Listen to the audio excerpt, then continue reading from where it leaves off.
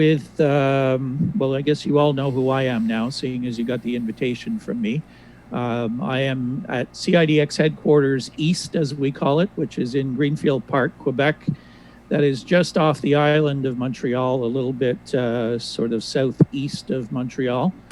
And we call it the South Shore, even though we're kind of on the east shore where we are of the St. Lawrence River. And been around CIDX since 1981. And excuse me, Sheldon. John is waiting. John is coming in. Got him. Yeah. Yeah, okay. I can see that on my end, Eric. And he is there. All right, you're on, John. You're good. Okay, so CIDX been around since 1962, as most of you know. Everybody here is a member. We thank you all for being members and supporting, unfortunately, one of the few radio clubs of our kind that's still left out there. So a lot of them have come and gone, but we continue to plod along. We decided way back, believe it or not, in 2005 to go to our electronic version of the bulletin. I think we were one of the groundbreaking groups to do that, and it's worked out extremely well, and it allows us to do an awful lot of really neat stuff with the bulletin. Color, unlimited pages, hot links, videos, audio files, you name it. So, and we remain general coverage, covering anything that's classified as radio, basically. So what I think I'll do is we'll start with our executive members that are here, or our board members, and our column editors. We have some of our column editors, and then we'll go to the rest of the group. So I'm going to go first out to Sherwood Park, Alberta, and our one of our vice presidents, and that is Mickey Delmage. So Mickey, go ahead. Good morning. Good morning, everyone. Can you hear me? We can hear you. Good, excellent. Barbecue in the morning. I love it. That just means that this is, can you read that? You're, oh, not just for breakfast anymore. Okay. That's right. But since it's still morning, I got my coffee going. But Janice, if you remember this, I'll get into this later. Janice gave me that when she was in Cuba. Anyway, I am in Sherwood Park. It's going to be a nice day, about 18 degrees right now. And I'll take you a little tour of the place, what it looks like. There's the front yard, and the sun's shining. The potato patch, which is first year I've done that, but done well this year. The barbecue, where I'll have steak today, as in tube steak from Johnsonville. And there's the very broken log periodic antenna that will get fixed hopefully in the fall here. So I've been a member of CIDX Good Boy since the 80s, I guess 1980 officially, maybe a little before that. And moved out to Alberta in 1980 and met another great fellow, Don Moman here, who's on the site. And he's helped me a whole bunch to stay in the hobby. And at the moment, I'm just sorting through various DXpeditions. He introduced me to DXpeditions back in the 80s. And we've been doing that ever since with Nigel and myself and whoever else can come out. And I've been sorting through the cassette tapes, many hundreds of hours, maybe thousands of hours of cassettes of our various DXpeditions that we had in the mountains and now at Don's site. So that's the project that's been happening right now, and to digitize some of this stuff, some great memories, great stuff. So that's my story. I'm sticking to it. Okay, thanks, Mickey. And of course, Mickey is the editor of the very interesting, the QSL column in the Messenger as well. So thanks, Mickey. And you saw that, whoops, we got Nigel coming in. Perfect timing, Nigel. Oh, I'm going to get him in here. Once he pops in. And he is there. Hi, Nigel. Yeah. I just wanted to show you something here. I'm wearing the T-shirt that I got from John Reisner from the Arctic DX column that I guess I won from a contest that he ran in the summer here. So I said I would wear it for the barbecue. I was hoping for Montreal, but here I am in Sherwood Park. Okay, great. All right, thanks very much, Mickey, and we'll get back to you in a little bit. Nigel, your audio's up and running. Hey, can you hear me okay? Yeah, a little bit louder would be good. Yeah, this microphone's kind of flaky, but I'm not sure much I can do about that. Okay, well, you'll have to speak loudly then. What we're doing is going around the table and introducing everyone. We're starting with our board members. So your timing was exquisite, just coming in right after Mickey. So I'll turn the microphone over to you, and just a brief introduction, where you're located, and your background with CIDX and your interests in our hobby. So out to you, Nigel. Yeah, thanks, Sheldon. Yeah, I've been at CIDX, seems like forever. I don't know how long it actually is, but a long time anyhow. I'm here in southern Alberta, just outside of Medicine Hat. And I guess my primary focus these days is on medium wave DX, but I'm certainly into shortwave and FM also. And I've been DXing one way or another since, I don't know, 70, 71, somewhere back there. So yeah, a long time. And it's great we're able to actually see some of these faces for a change. It's quite the opportunity, actually. So maybe some good things came out of this whole pandemic thing. I don't know. We'll hope so. All right, that's great, and glad you could get in here today. And we heard that. Okay, your audio is a little bit low, but we can manage with that. All right, and Nigel does the broadcast band column in the bulletin as well, so you're familiar with seeing his name. But as he said, it's great to be able to put faces to everybody out there. So. All right, thank you, Nigel. And Nigel is another one of our vice presidents in the club as well.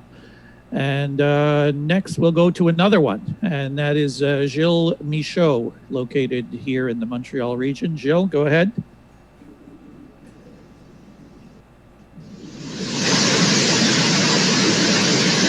Whoa.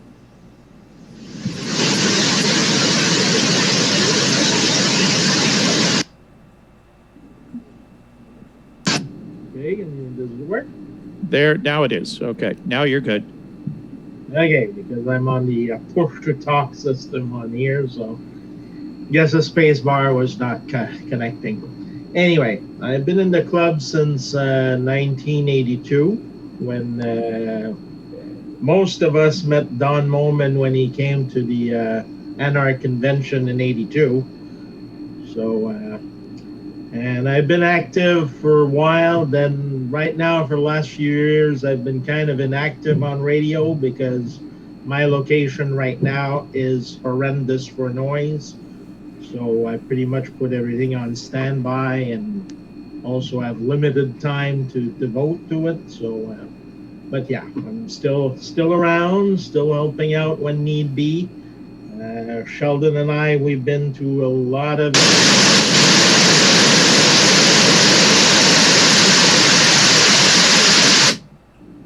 Okay. Okay, you're back. Okay, this is weird. Anyway, as I was saying, me and Sheldon have been around for a lot of events and a lot of things over the years, and yeah, so that's about it for me. And I live actually on the north shore of Montreal, which is the city of Laval. So. All right, great. Yeah, you were talking about noise. The noise came through the computer too. It was sounded like a waterfall in your shack there, so it was really kind of strange. Yeah, that might have been my old air conditioner that's running like no comment, and couldn't get a new one this year. So. Oh, okay. Well, I think it was more than an air conditioner. There's some computer. Yep, there it goes again. Anyways, okay, great. Thanks, Jill, for doing that. All right. Next, we'll send it out back to Alberta again, to Lamont, Alberta. And Don Moman, who is, I guess he's our grandfather of CIDX. So, Don, the mic's yours. Okay, well, I guess I feel like the ghost of CIDX has passed, because I remember welcoming all of you, many of you guys, into the club way back in, I don't know when, but it was a while ago. And you talk about the computer age of the magazine today. I remember the Gestetners and the erasing fluids and the running around the table with a whole bunch of guys. And, you know, it was a lot of work, but it also built a lot of memories and camaraderie. And, you know, I guess to appreciate where you are now, you have to remember how you got there. And it was certainly a great time. And in some ways I miss it, but I certainly appreciate the electronic marvels of the current magazine and the extra things we can do with it, going page by page and try to figure out, well, if I add half a more page, I'm going to have to find 3.5 more pages to fill everything.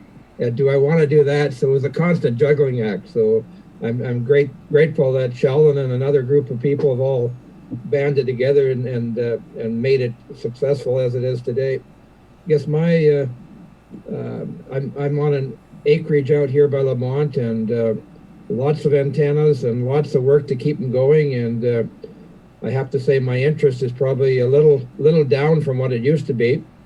There's a lot less stations to listen to, and I'm into amateur radio DXing. But I think right now, as Mickey could testify, I'm more interested in just chatting with people and that sort of stuff. So really enjoyed the meeting here, and looking forward to meeting all the rest of you guys. So that's it for now. Over.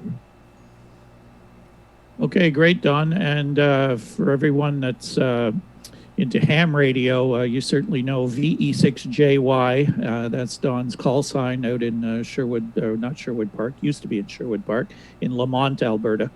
And big contest station out there. It's an amazing setup that Don has out in Lamont. There's a video online. I guess that video is a little bit old now, probably needs updating. But if you put in VE6JY on YouTube, you'll see a YouTube video of the acreage where Don lives, and the setup with the multiple antenna towers and beverages and you name it. If it's an antenna, he's got one of them out there. So it's a very impressive operation out there. So do check that out if you have a chance on YouTube. And Don, while I've got you, was that shot by using a drone or something? Yes, it was shot by a good friend of mine, Barry, VA6DX, 2 years ago, I think, or maybe coming on 3 now. Time flies.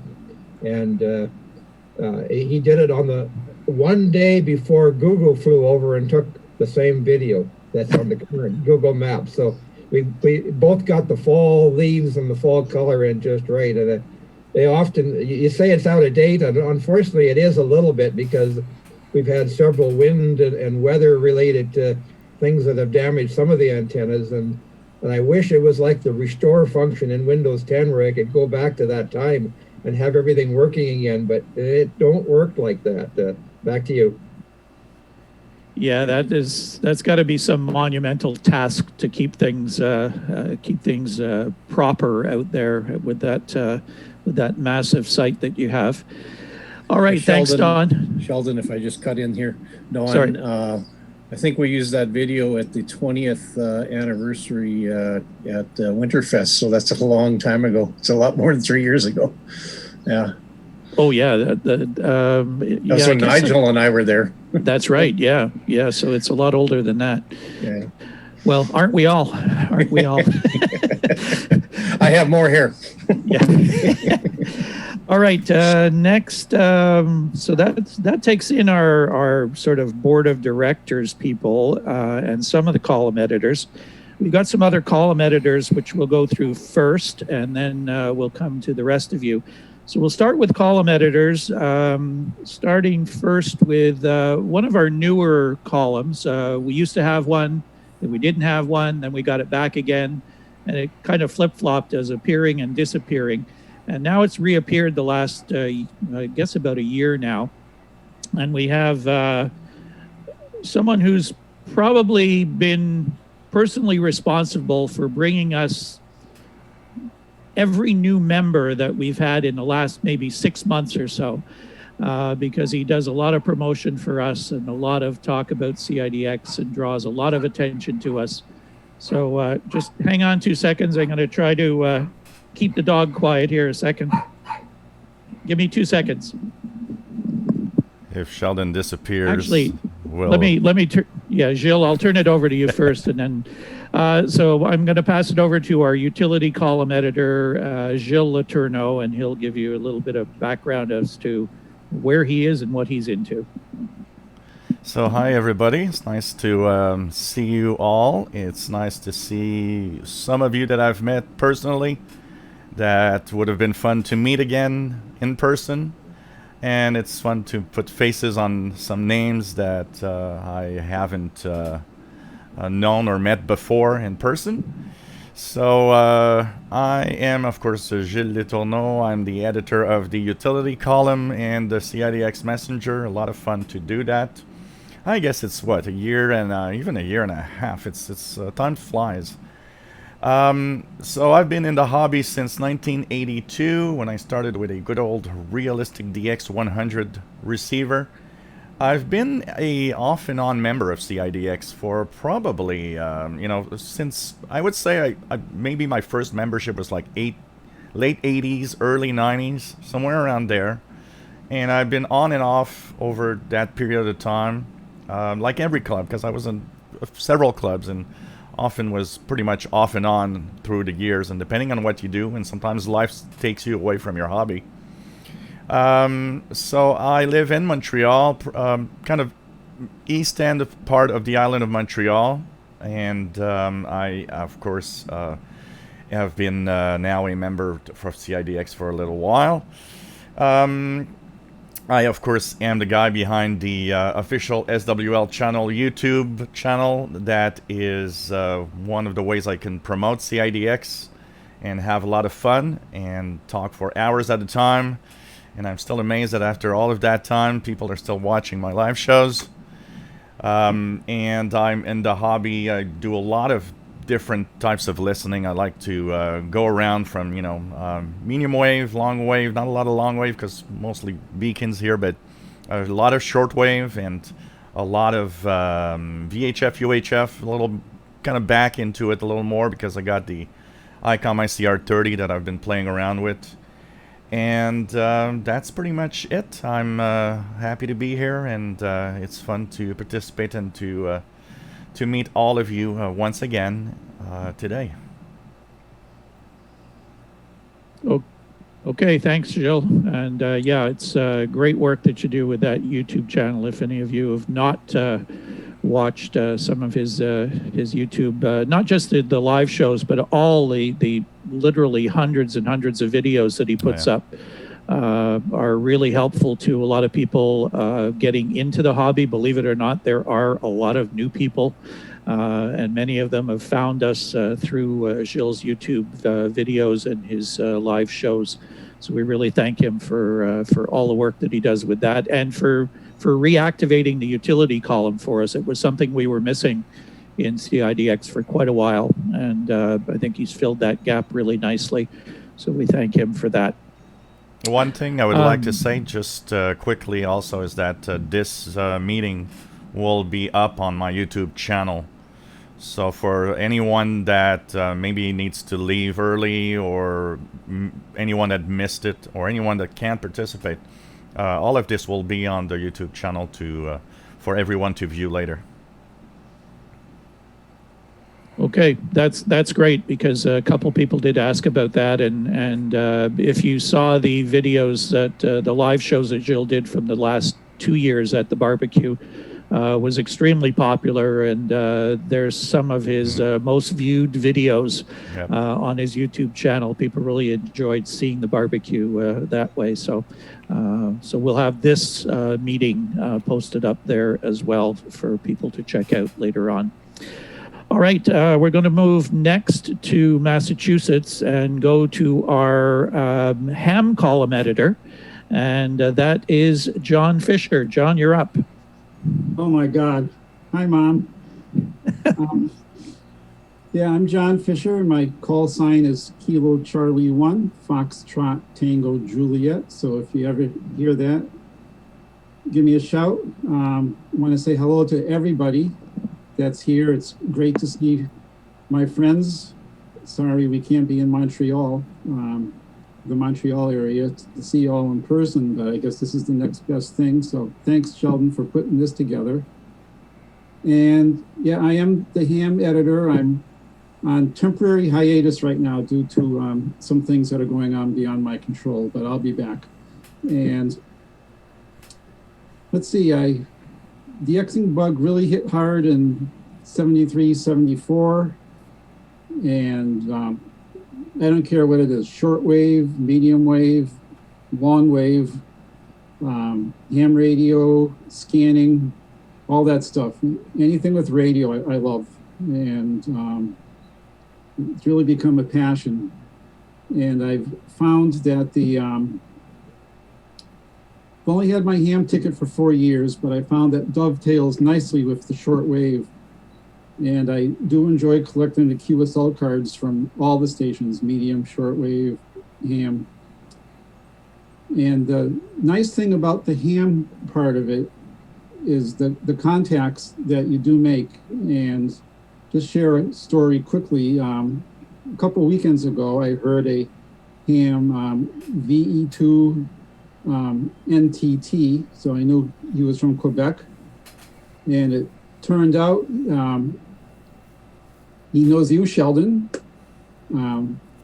That'd be Michael Ross and Jim Hay and a few other people. So again, in one ways, it shows how small the world actually is, where you randomly answer somebody and they know people that you know. So I find the whole thing fun. And made some great friends over the years. I've been in CIDX, I believe, since 94 or 95, and I met Sheldon and Janice and several others, and just wonderful friendships have been made through this hobby. And yes, I have had a QSO with Don and Mickey, and that was a blast too with my little modest station. So again, fantastic memories. So I'll turn it back to you, Sheldon. KC1FTJ, back to you. Okay, thanks, John. And we welcome Pierre and Terry joining us. We'll get to you guys shortly. Thank you for being here today. We're just going around the table, and we'll have everybody introduce themselves. So just sit tight, and we'll get to you guys as well. You haven't missed a whole lot yet, so thanks for checking in here. And yeah, John took over the ham column. We had Skip Airy handling the ham column for us for many, many years, and he decided to step away, and we had to twist John's arm a little bit, but he's been doing a great job with it. And the column, he is taking a bit of a break, but we're helping him out and keeping the column in there with some of the material. And once he's back to 100% there, we'll have everything back the way it was. But we'll keep things going, and we certainly appreciate input from any of you into the columns as well. Really helps out the editors. All right, we'll go to our next column editor who's with us here, and it's a fairly new column as well. And we decided after a long late night session at the last Winterfest that with so many new members coming into CIDX over the last year or two, that we needed to do something to help those newcomers along. And this is where Brian Penny stepped in. And Brian is down on Cape Cod. And we talked about it, and he came up with the Radio Basics column, which has been appearing now for half a year or so in the bulletin. No. So we'll turn it over to Brian down in the Cape, and tell us what's going on down there. Brian. How's my signal? You're doing fine. Everything sounds good. Love the interweb. So, before I begin, I'll read a bio which was written about me when I joined CIDX in 1973. Wow. Brian has been DXing the shortwave broadcast bands and CB TV bands for some 3 years with a Silvertone shortwave receiver and a Zenith transoceanic 7-band receiver. His antenna is an inverted L, occupation is student, heard of CIDX from elementary electronics, and that's from 1973. Thanks to Mickey Delmage for providing that little bio there. Thank you, Mick. So I've been in the hobby since the 60s and first joined CIDX in May of 73. Rejoined in 1986 after a stint in the military. I used to reside in Fishkill, New York, and currently I'm here on Cape Cod in Brewster, Massachusetts. I see a lot of our fellow Bostonian area people here today. Yes. Sheldon and I have known each other for well over 30 years, and he's always been a very good friend of mine. And I'm happy to be able to contribute now that I'm semi-retired and I have more free time to give back to the club. So if anyone has any ideas for the column, be sure to let me know. I count on Gilles to give me all the new members who are joining the club. So that's about it. All right. Thanks, Brian. And Okay. yeah, boy, it's been a long time, eh? My goodness, the years fly by when we all had different color hair. I think at those days, or hair, or color period. yeah, or hair at all in some cases. But that's the way it is. Oh, and one thing before I go, I'm curious, Eric, what have you been eating? Unmute, Eric, because... Yeah, well, originally I planned to be outside and treat this like a barbecue, but it's kind of cloudy and misty out, so I couldn't go outside. So it's smoked pulled pork that I had. I get some at Costco via Skip Airy mentioned it, and I tried it, and it's pretty good. And I get some little hoagie rolls and just heat it up in the microwave. And I have some Narragansett Autocrat milk stout. And I still I cannot find that on the cake. Yeah, so that's what I've been eating. All right, well, thanks. I've been seeing you chowing down. I was just very curious, and that's all. Brian? All right. Very good. Yeah. Brian, just real quick, Autocrat coffee. Oh my goodness! Here they go with their. Yeah, I have one bag left, and it's locked up in a safe. So. All right. So Walmart, Brian. You can order it online at walmart.com. I just sent John a bunch of it. Oh, well, thanks, Janice. And snappy dresser today, I see. You're in the pirate regalia. So. All right, let's go back to just before we leave Brian there. As I said, the column is Radio Basics. It's really targeted at new people, but it's certainly a refresher course for all of us. And there's been some really great material in there. And sometimes we always need to take a step back and refresh the brain cells a little bit. And I think that's what that column has done for a lot of us. So, helpful to the new people and also helpful to the veterans out there as well. So we thank Brian for putting that column together for us. We're going to stay in Massachusetts and go to another column editor, and that is Chris Lobdell, our pirate column editor. Chris, it's over to you. Can you hear me okay? Yep, sounding beautiful there. No problem at all. All right, great. Yep. Hi, I'm Chris Lobdell. I live in Tewksbury, Massachusetts, which is about 15 miles to the north of Boston. I'm the, what am I? Oh, the pirate column editor. I should remember that for CIDX. Been a shortwave listener since I was like 10 years old in 1961, and actually was a member of CIDX way back in like 1968 for a couple of years. And, I think Barry Leslie Jones was in charge of the bulletin at that time, and then just came back recently after a hiatus of other columns, pirate columns for NASWA and SpeedX in the past. But pirates are a big interest of mine. I enjoy listening to them, both Euro pirates and local pirates, and also regular shortwave as well.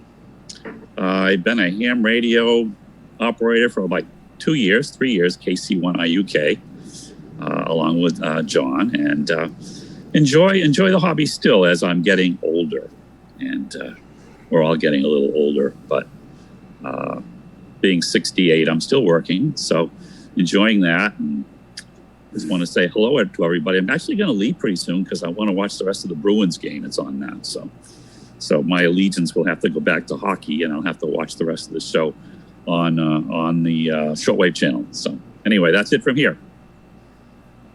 Okay, great, Chris. Thanks very much, and we certainly appreciate your work with the pirate column. Pirate is the whole pirate scene is extremely active these days, and as is evident from the amount of reports that we see every month in your column, it's an interesting aspect of our hobby, and that certainly keeps us up to date on what's going on there.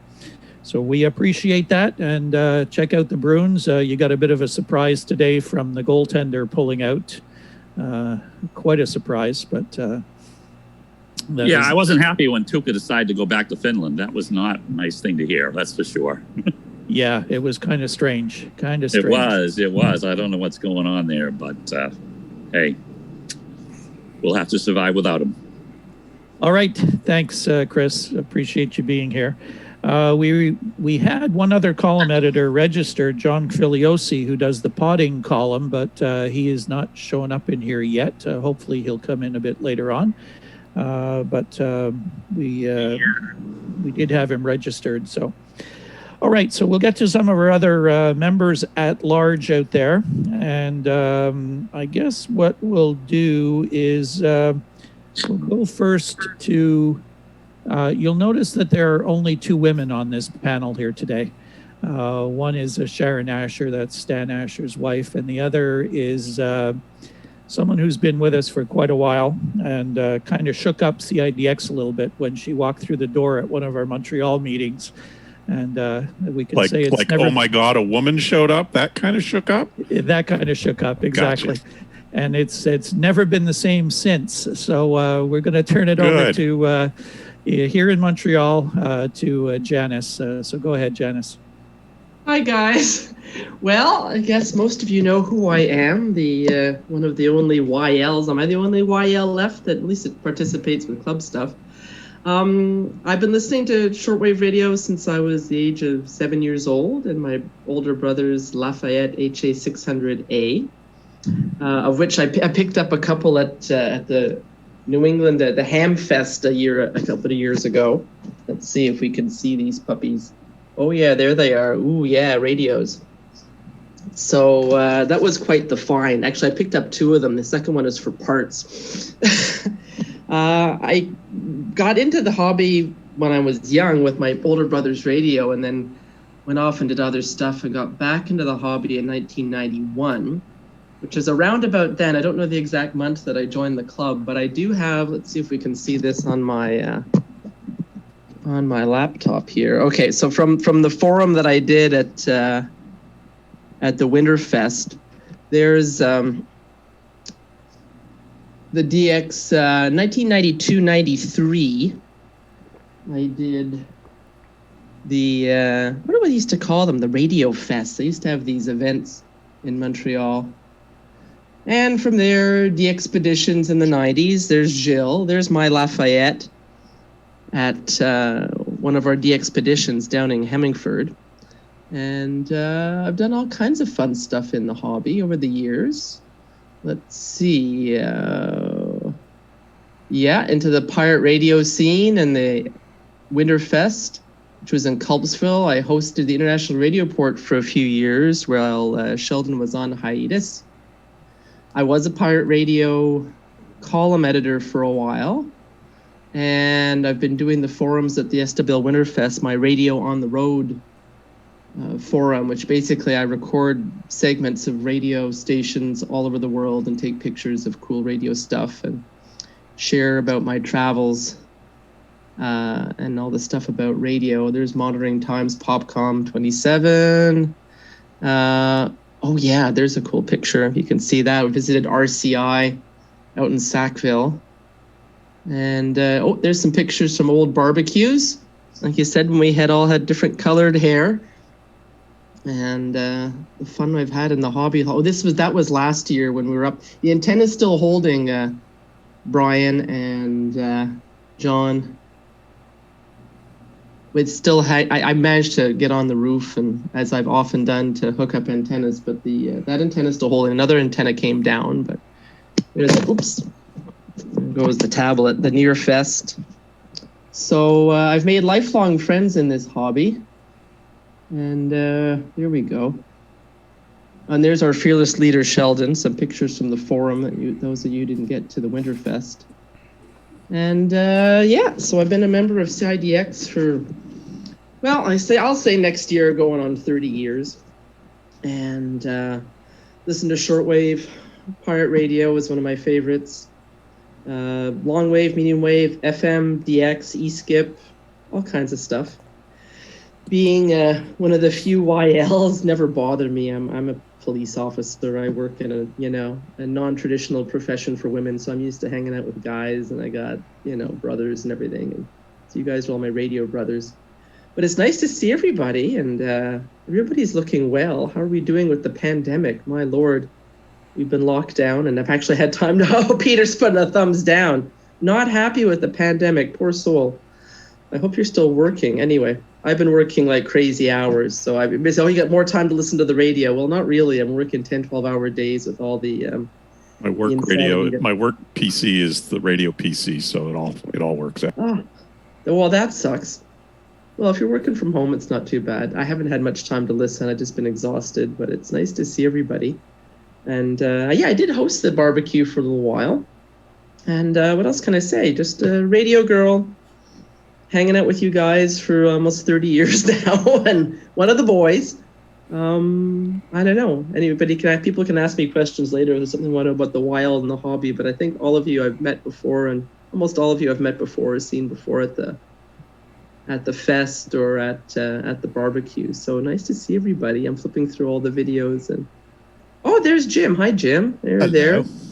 Oh, he's there. Right. Cool. Hi, Eric. Everybody's looking well. John, you finally got yourself hooked up. Anyways, great to see everybody. I don't know if I'll find something to eat at the barbecue, but anyway, that's it. Janislaws, your token YL. Right, Janice, I don't know what Eric and John and I are going to do tomorrow if we don't go to Afghanistan restaurant. What are we going to do? Oh, I don't know. And I had the antenna. I got one. What is that loop antenna that, Jill, that you got me to buy there, the ML, whatever. ML830. Yeah, I got one of those, and I thought you guys were going to help me cut the PVC and get it finished, because I don't know what to do with the rest of it. I've got it, but it's sitting in my office, and it was going to be a little project, was to get the PVC piping and set it up on the back porch. So I had another antenna project for you boys. Yeah, I remember last year Brian said he was going to bring some parts up from Boston there, from Cape, and we're going to make that antenna we put up last year more permanent, but hopefully it's still standing. Yeah, well, the one that you guys helped me put up, Mickey, is still standing. We were going to shoot it higher up into the trees and stuff. And like I said, I have that loop antenna project. I need the PVC cut. So maybe next year, if any of you guys have that antenna, you can start cutting the PVC for me now. So post-pandemic, when you do make it up, I need help Perfect. to get that puppy set up. Yeah, I just, my radio brothers are always handy to have around to help me pick up wires and get radios sorted out and stuff. So Hey, you did all the climbing. yeah, that's true. Yeah, you guys, I'm figuring, chivalry is friggin' dead. Yeah, but then again, like brothers and sisters in the radio hobby, you had me climb on the roof. Yeah. Neither Mickey nor John nor Brian want to climb on the roof, so I climbed on my own bloody roof. And it was really hot, so I don't like being on the roof with shoes on. I feel like I'm going to fall off, so I'm usually barefoot, but it was really hot, so I had one sandal on and one barefoot, and I'm climbing around like with my butt, so I have like a 5-point attachment to the roof. So I've got my bum, my feet, and my hands like a crab going around my roof, stringing up that antenna with, what was it, a hockey stick or something we attached to the Yep. TV antenna pole. Anyway, Yep. insanity. But I've hung off my roof more than once stringing up antennas, but I'm a real radio girl. We can come here and climb my tower. It needs somebody to climb it. Oh my God, how high is it? 64 feet. Yeah, nah. Nah. My own roof is 10 feet, and that's high enough. Thank you. Hey, I don't know. We'll get some other spry young members to climb up your radio tower. Someone will do it. Yes. That's 10 feet higher off the ground than I'd ever get. So I don't leave the ground. So some of us don't do climbing anymore. No, exactly. All right, thanks, Janice. And Janice is a world traveler as well. She is trying to visit as many countries as humanly possible on the planet. What is 100. I'd like to get to 100, but I would have made 100 this year with my cruise of the UK, but that was canceled. But I'm at 94 right now. 94. Pretty impressive. I was wondering what your thoughts are on the Belarus situation, since I remember when you were there and looking at your pictures that like there was nobody in the streets, and now everybody's in the streets.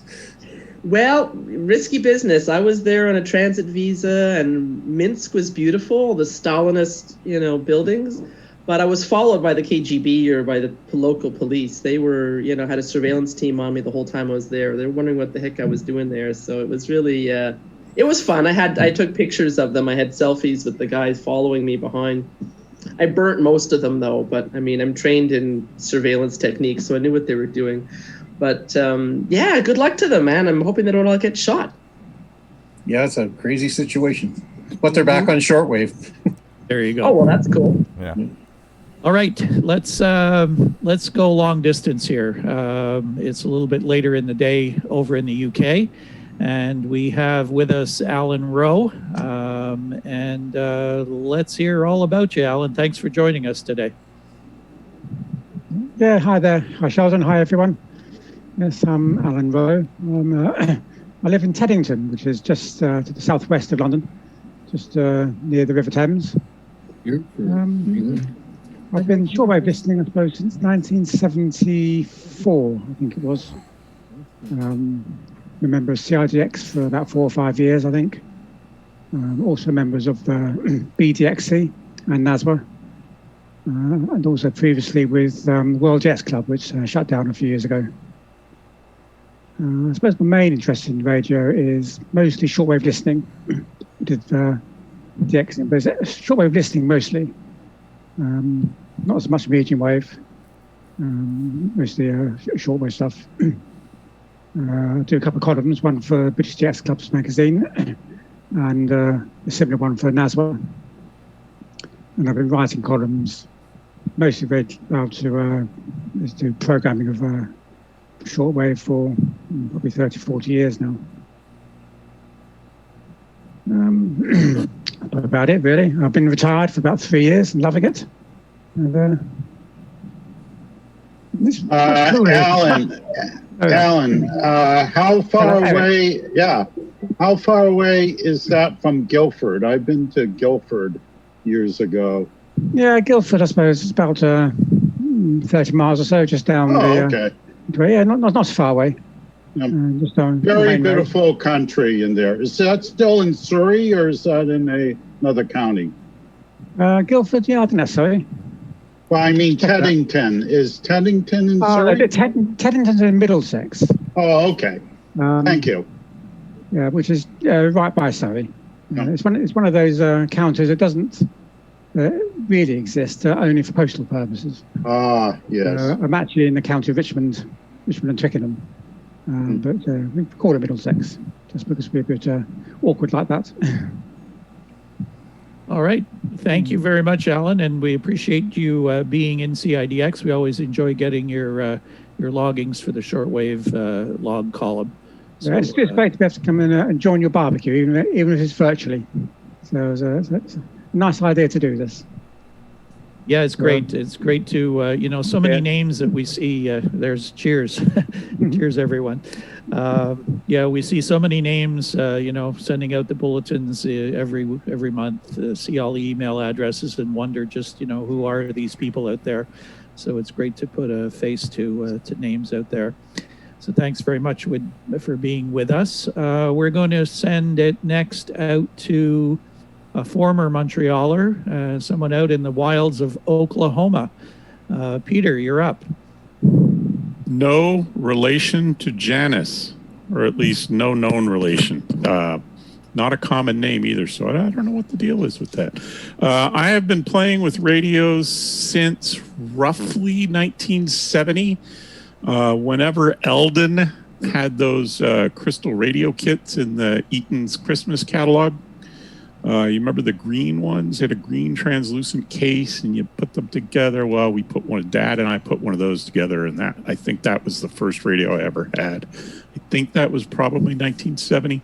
I know the earliest memory I have of actually tuning my own radio, I had a little GE portable transistor, trying to tune in the Canada-Russia series in 72 on CBC 940, back when CBC was on 940. Actually, I guess I should say when CBC was still on AM. Let's see, picked up a multi-band shortwave AM FM at a garage sale a couple years later, and was introduced to WWV, which is still one of my favorite programs to listen to for an hour or two. And then got into CB in the late 70s. Raise your hand if you had a CB radio. I had my card. Here, let me show that. That's proof. I don't even know if is that post office even still there? Right by Sources in Donegane? Yep. Is it? Okay. Yep. We had a P.O. box there, because you didn't want to give out your real address because the DOC would come after you. And then got into scanners a couple years later. Joined RCMA. Did people remember RCMA, Radio Communications Monitoring Association? Yep. Oh, yeah. Scanner Magazine. They were a member of Anarch. Somebody mentioned Anarch earlier. They were an Anarch member. And I actually did a column when I moved to Arkansas for them. And then in 91, they changed the U.S. ham rules and dropped the code for technician. And I've been a ham since 91, and I do as much with ham radio as I possibly can. Interestingly, when the Spectrum monitor started, I was never an MT subscriber. I think I got Popcom for a while. And when MT disappeared, Monitoring Times disappeared, I was like, geez, I've been meaning to subscribe to that, and I never did, and I felt bad. So when Ken Reitz put together the Spectrum monitor, I got a subscription right away. Really enjoyed that. Was the first PDF subscription I'd ever had. And that really rekindled my interest in the whole hobby of radio. And that led to joining the International Radio Club of America. Not those losers over in the National Radio Club. This is the International Radio Club of America, which is a medium wave DX club, if you don't know. And they're kind of fun.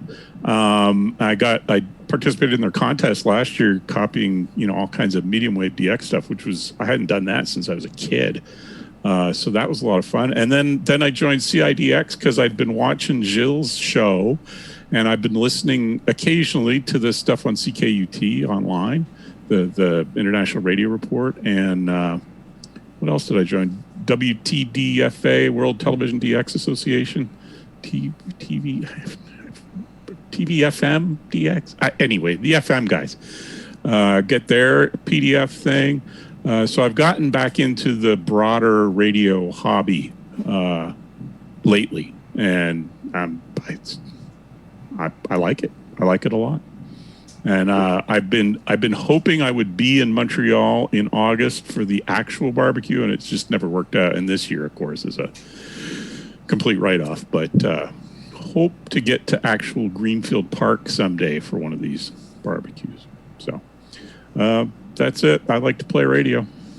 Don't much care what band or mode. Great, thanks, Peter. Good to meet up here on the Skype on Zoom, I should say. Skype works too, but we did this one with Zoom. Thanks for checking in with us out in. Where are you exactly in Oklahoma? Actually, you didn't tell us. I am in Norman, Oklahoma, which is about 20 miles south of Oklahoma City. It's the home of the University of Oklahoma, which is my employer, and I am fortunate to work in information technology, and I am still working from home. We have, despite being out in the rural part of Norman, if you look on a map and look at Norman, you'll see Lake Thunderbird. We're a couple hundred feet south of the lake, and I have fiber. I have 100 megabit fiber, thank you very much, because I'm too cheap to pay for gigabit, but I could have gigabit if I wanted. So I've been working at home since March. And you know, I have my radios are right there. You can't see them, but they're all right there. So it's been interesting. Is KNOR still on the air? No, KNOR became.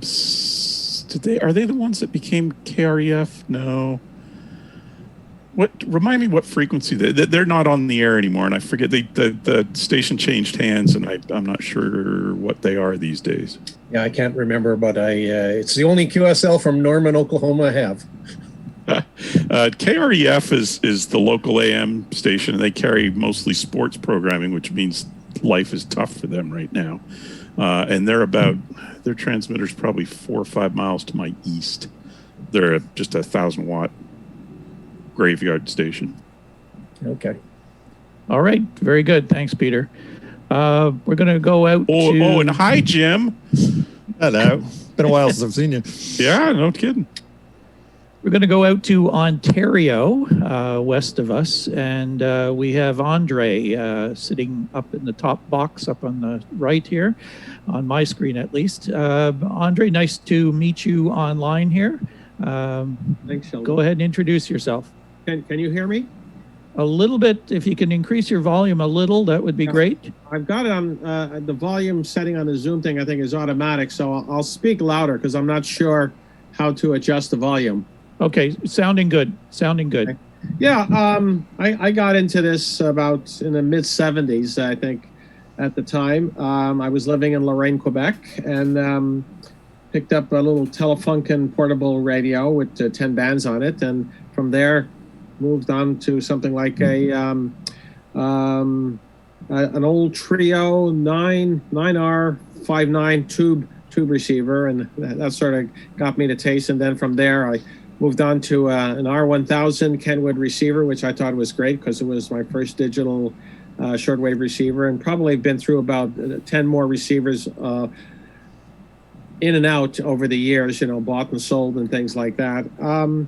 I got transferred by my company out here to Oakville, Ontario back in '81.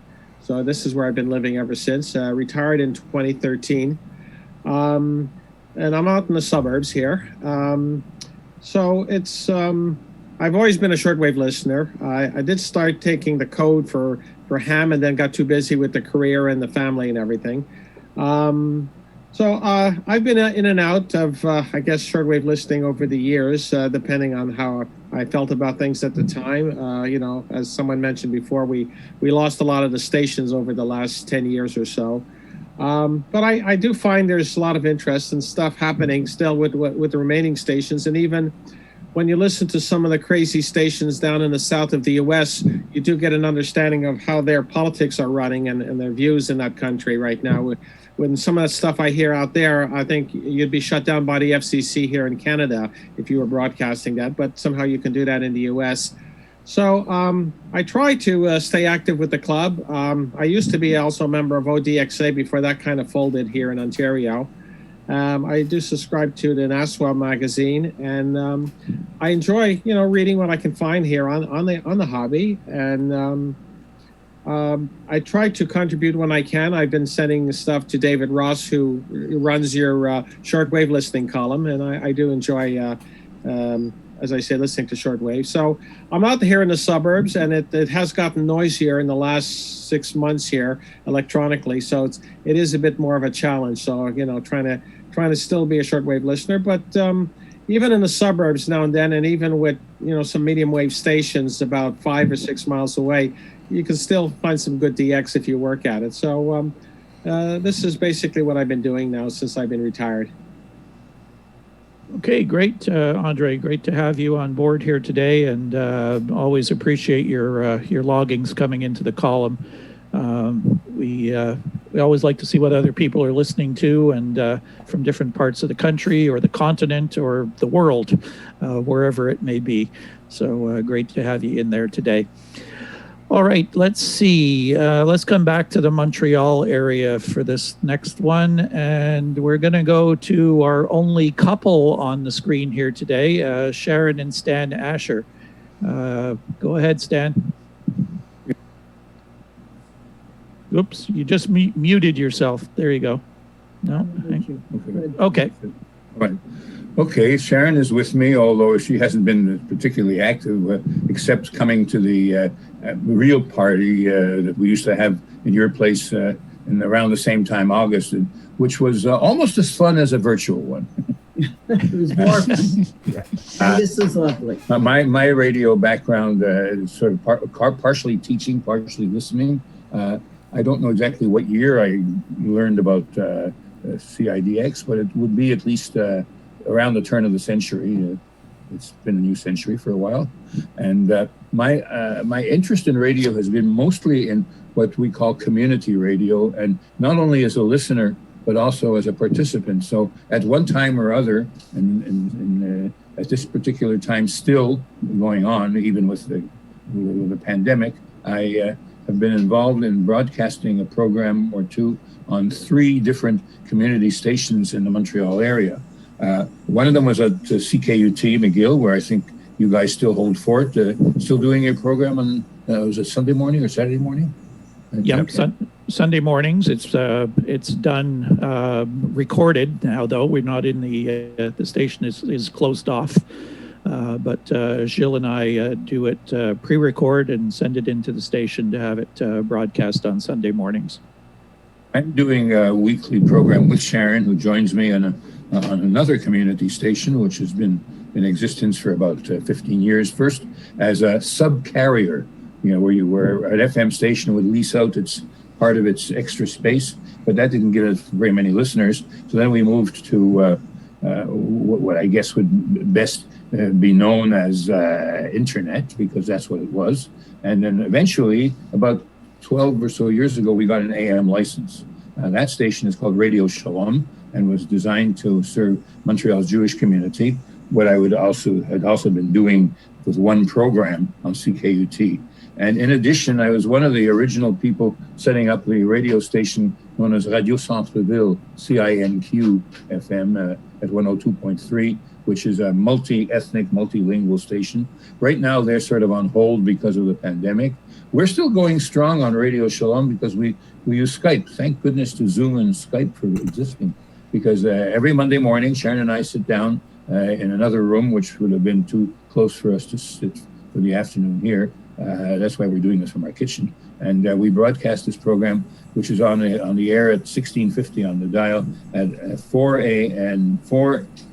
o'clock p.m. on Monday, and again a second program on Tuesday, and they're repeated Saturday night at 9 and 9:30. And our program is it's easy to get material now because the subjects of Israel and all sorts of things that relate to it are constantly in the news. Like our upcoming show next week will probably deal with that peace treaty that may or may not be happening with the United Arab Emirates and Israel, supposedly brokered by Trump. He'll take all credit for it anyway, I'm pretty sure. So that's been my main interest. I've been listener to CIDX and on and off more active than at least when it came to parties, I was active. When it came to doing any work, I was not. I was a little less active, and that's pretty much our involvement. although Sharon's name is on the thing, I'm the member, the actual member of CIDX, and her participation has mainly been to come to the barbecues. And we also have, I think, I'm not sure if there was one last December, a dinner around before Christmas in a restaurant called Vichy in the South Shore, south part of Montreal. Was there one last December? I don't remember. Yeah, we actually relocated it to the Manoir on Saint Jacques Street West. They renovated the restaurant there. Oh yes, we did go there. That's right. Yeah. Yeah. So that's pretty much it. You can you'll hear us again if you're so inclined Monday at 16:50 on the dial, and also available on the program is available. I think as many radio stations now are on things like TuneIn Radio and Receiver Radio and Wundert, spelled WUNDER Radio, where I think you can pick up almost anything if you really want to. So that's been my involvement, and I guess you still have a few people in the little squares in front of me, so I'll cede my time. Sharon, you want to say something? No, it's just been fun, and it's a good project for Stan and I. It's his program. He does the research, and then we divide. He gives me the quote-unquote nice stories. Yeah, maybe I should explain the that. Less well, we go through the internet and see what subjects should be of interest and have to do with Israel and the Jewish communities around the world. The good positive stories, like a Syrian baby who was wounded in a war, in a battle, and is being treated in Haifa by an Israeli doctor. She gets those to read. I get to read the tough ones about the war that'll never end, but I'm tough. I can handle it. Okay, I'll stop before I say anything stupid. Anything more stupid, I mean. That's great, Stan and Sharon. Thanks very much. And yeah, you've been at many of our barbecues, many of our Christmas dinners that we have every year, and always appreciate your input and usually some really groaner jokes that come along with them. So yeah, always appreciate it. All right. We still have quite a few people to get to. Thank you for your patience, everyone. We had Lee Reynolds joining us, so we'll get to Lee in a little bit as well, one of the late arrivals here. Let's see where we go next. How about we go out to Western Canada? We have a long-time CIDX member with us here, Richard Lemke. Richard, how are you doing today? I'm doing fine. Yeah. That's great. Well, I've been a member since 1982. Actually, it's 84. 82, I've been a listener. So. That's great. Yeah. And you're in St. Albert, I think, right? Yeah, St. Albert, north of Edmonton. It's about 10 minutes. So. Yeah, it's really changed here a lot. Used to be outside the city, now we're in the middle. But been here for, I think it's 1977. So, oh yeah, I've come and gone to DX clubs too, SpeedX and Norsa, American Shortwave Listener Club, many others. Even DX Australia, so surname DX Club, Universal. So I've been all over the place. So, but way back when there was no computers and you have to put stamps on the envelopes and send them out to her. So, yeah, interesting. Not too sure that I always run into people now, and I think there's probably a whole bunch of people out there who've never mailed an actual letter to anybody. All of us have had that experience of sending out QSL requests and what have you. And but yeah, everything is different now. I think a few months ago I heard somebody from St. Albert written in from Radio Maine International. That was the first one many years I heard in St. Albert. So, I'm the only one who's writing. Yeah. Somebody else there, okay. All right. Thanks very much, Richard. Appreciate No you having. problem. I sure enjoyed it. Yeah. Okay, great to have you with us here today, Yeah. and we thank you for your loggings that you send in as well all the time. Appreciate that. Not much of a talker, so. No, no. That's all right. That's perfect. All right, thanks. Let's go south of the border, way south of the border, and Terry Colgan, a member from down in Texas. Terry. Well, good afternoon. I see two faces that I recognize, Sheldon and Don Momans. The rest, when I move my cursor over each of your pictures, I see a number of names that I'm familiar with.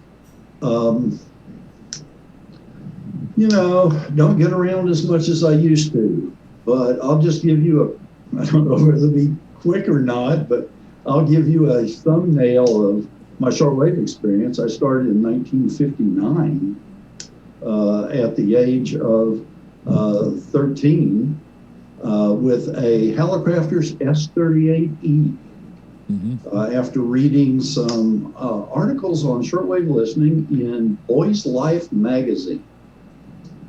And those of you who have been around a long time, and I see some faces on there that look like, in terms of age, anyway, you've been around a long time. The first club I joined was the Newark News Radio Club. Read about it in Hank Bennett's column in Popular Electronics? Does that sound right? Okay, I see some heads, you know, going north and south here, so I guess that's right. And, you know, I went through shortwave, and then I went to broadcast band, and then I went to college, and that in the Army, and that did my shortwave listening and my radio listening days, brought them to an end until 1978, when I got back into the hobby and joined a few clubs. I don't think I joined CIDX then. I think the first time that I really understood CIDX was in 1983. We talked about Anarch earlier, when I became the executive secretary of Anarch from 83 through 86. Some of you will remember the Electronics Communication Privacy Act of 86, and also Anarch's Woodpecker project, working on documenting the Russian over-the-horizon radar system. I was in the hobby till 87 or so, and then got out again. And in 2019, I finally decided, well, I've been out long enough, and bought an RSP-1A SDR, and now I have a U-loop passive magnetic loop antenna that I use to listen to all the QRN. I hate to say that, but you know, I can get noise from all over Austin and probably from around the world, it sounds like. So I spend a lot of time on remote SDRs, primarily on the East Coast, the West Coast, and European SDRs. If you want to listen to the European pirate stations, at least these days, about the only way to do that is on remote SDRs. So I do. I'm a member, when I got back in the hobby in 2019, I looked at the handful of DX clubs that were still around and joined NASMA, CIDX, IRCA, NRC, and a couple of overseas clubs. Because I figured, you know, the hobby publications that are still around probably need me as a member just to help support them, to keep them going these days. And so that's what I did. And you know, my inbox is full of PDFs these days. You know, it used to be that I'd spend time waiting for the postman, or to be correct, the postal carrier, sorry, to deliver my QSL cards and my bulletins. And these days I watch my virtual mailbox to see what I get. I do want to show you something though, and I'm going to kind of disappear here. I'm not sure what part of my anatomy, if any, you're going to be able to see when I reach behind me on the chair. I'll try to keep a low profile so that you're not looking at my nether regions. But hang on just a minute and I will show you an actual hard copy QSL that I received yesterday.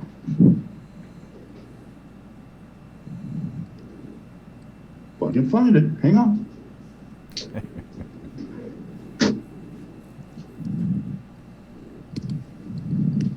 Okay, well, my de-expedition to look for my hard copy QSL card was a failure. I could not receive that card. I think it's in the other part of the house. And, you know, I may give up here in a little while and go get it just so you can see a real live radio lava lamp QSL card. You know, probably don't care. They broadcast over channel 292 in Germany. And I was talking about, you know, using remote SDRs, and I happened to use one in Loo, L-O-O, probably not the right pronunciation, Sweden, to pick up channel 292. I'm sure that I can go on for hours. And I know that you would be enthralled by the things that I have to say. However, I know you would. See, Janice gave me a double thumbs up. So Janice, if you'll PM me your phone number, or we can schedule another one of these and we can just talk, you know, without all the other people, please do that. Anyway, Sheldon, I'm going to turn it back to you. Thank you so much for doing this virtual barbecue. I just wonder what our virtual food is today, though. I'm getting virtually hungry right now. Thanks very much, Terry. And man, we go back a long ways bringing up those Anarch conventions, all right.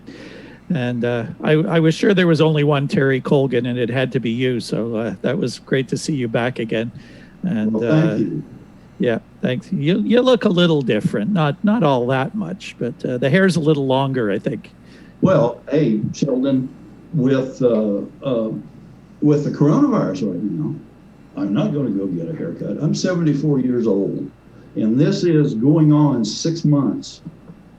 But I will say one thing, that back when you knew me earlier, I was grayer than I am now. So, you know, my hair is now turning black, as you can see, as I get older. You believe that? Maybe that's the effect of staying indoors too long or something. Maybe who knows? Well, it is. I see a couple people here who are outdoors, right? And you know, I'm just jealous. It's supposed to be 107 here in Austin today, and probably about about the same in Norman. So you know, those of you in Canada, I feel sorry for you. You know, when you're down here, you can soak up all the heat. Well, it's pretty hot here in Montreal today. I guess we're up in we use Celsius, which is the other scale. We're getting up around plus 30. So we're up to close to like 90 degrees or so. I was going to say, it has been very warm up there. Yep. So anyways, it's a good day for a barbecue, but this is the best we can do. But we've certainly got a lot of first-time attendees at a CIDX barbecue here today, so that's great. All right, thanks, Terry. Only 68 degrees Fahrenheit here in Sherwood Park right now. Ooh. But tomorrow it's supposed to be into the 80s. There you go. All right, we're going to come into Quebec and not Montreal, though, this time. We're going to go a little sort of northeast of us. And Pierre Marchand, you're up next. Okay. So I can speak right now, Sheldon? That's okay for me? Yes, Okay. your audio sounds great. Right. Okay. Well, my name is Pierre Marchand. As you know, I met many I could see many faces I met at the last barbecue that was held in your place in Greenfield Park. Now, first, I'd like to congratulate you, Sheldon, for organizing this virtual barbecue. The idea is very good. As you know, it's my first experience with Zoom and my iPad. So it helps me to realize that I've been a member of the CIDX club for, I would say, for more than 25 years. Basically, I'm more a reader than a real participant by sending bloggings and things like that. But I would say very honestly that I appreciate everything in the messenger. I spent most of my time during the pandemic reading those articles, the loggings and everything, as well for the newsletter. Briefly, to tell you what is my experience with shortwave listening, I would say that my interest started when I was very young. My grandfather, as well as my father, had radios with what we call the Magic Eye tube, which would give you an idea of the strength of the signal. And so this was the starter, I would say, for everything. But really, it started on a serious basis in early 16. My father bought a Fleetwood Grundig SO120. At that time, AM, FM, stereo, and shortwave. So this was the big start. This was the period during which I could get some QSL cards, practice my English and everything. Then in 67, my father brought a Nordmendig Globetrotter. I used it very much for a while. Later, I got my own Realistics DX160. And my first digital radio was in 84, a Sony ICF 2002. Following that, in 87, I bought a used FRG 770 made by Yaesu. 1995, I bought a GE Super Radio 3. I did some many experience with the various loop antennas. And finally, in 2001, I bought from you, Sheldon, my Drake R8B receiver. This was to celebrate my 25 years as a non-smoker. So it was a gift to myself, and I have no regret about that. It's a good radio. Aside from that, I also use some scanners because I'm a fan about airplanes and military airplanes or civil airplanes. So we live near the airport. So from time to time, I listen to the tower, the surveillance radar around the airport and things like that. So this is it. I'll show you just for the fun of it. No, that's okay.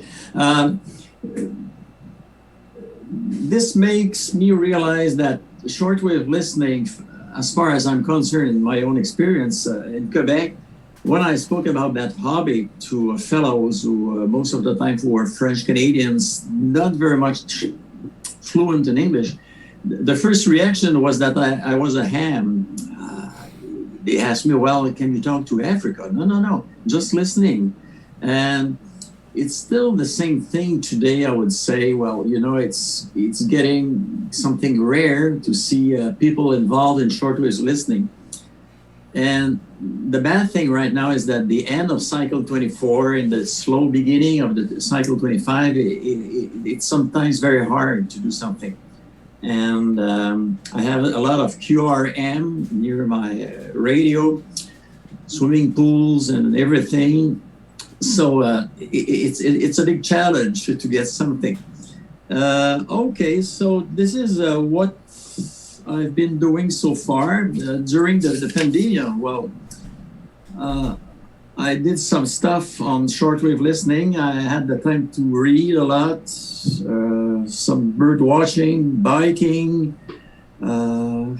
shoveling, listening to classical music, and I tried at least for 1 hour a day to take a walk to get outside of the house. And I think that this was, as far as I'm concerned, a good decision. So briefly, this is it in a nutshell. Maybe later, if some people have questions, well, I will be happy to answer those questions.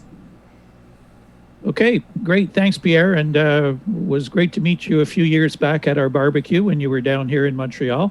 There's a nice 50th anniversary RCI mug there, bringing back some good memories as well. And yeah, interesting to see your evolution of receivers there. I think a lot of us went through that over the years, starting with something, you know, really kind of strange and then moving along. And the experiences of trying to explain to other people what weird things we do with radios. It's always been a challenge. It still remains a challenge, I think, to a lot of people. I think the question that I used to always enjoy the most was, why do you need a club to listen to the radio?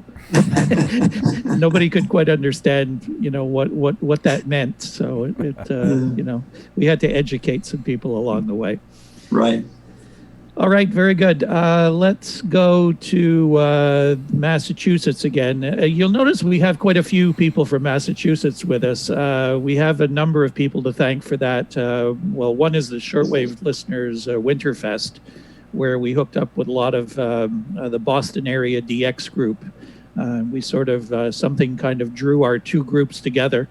And Massachusetts is almost like a satellite office of CIDX, I think, because we have a lot of members down there.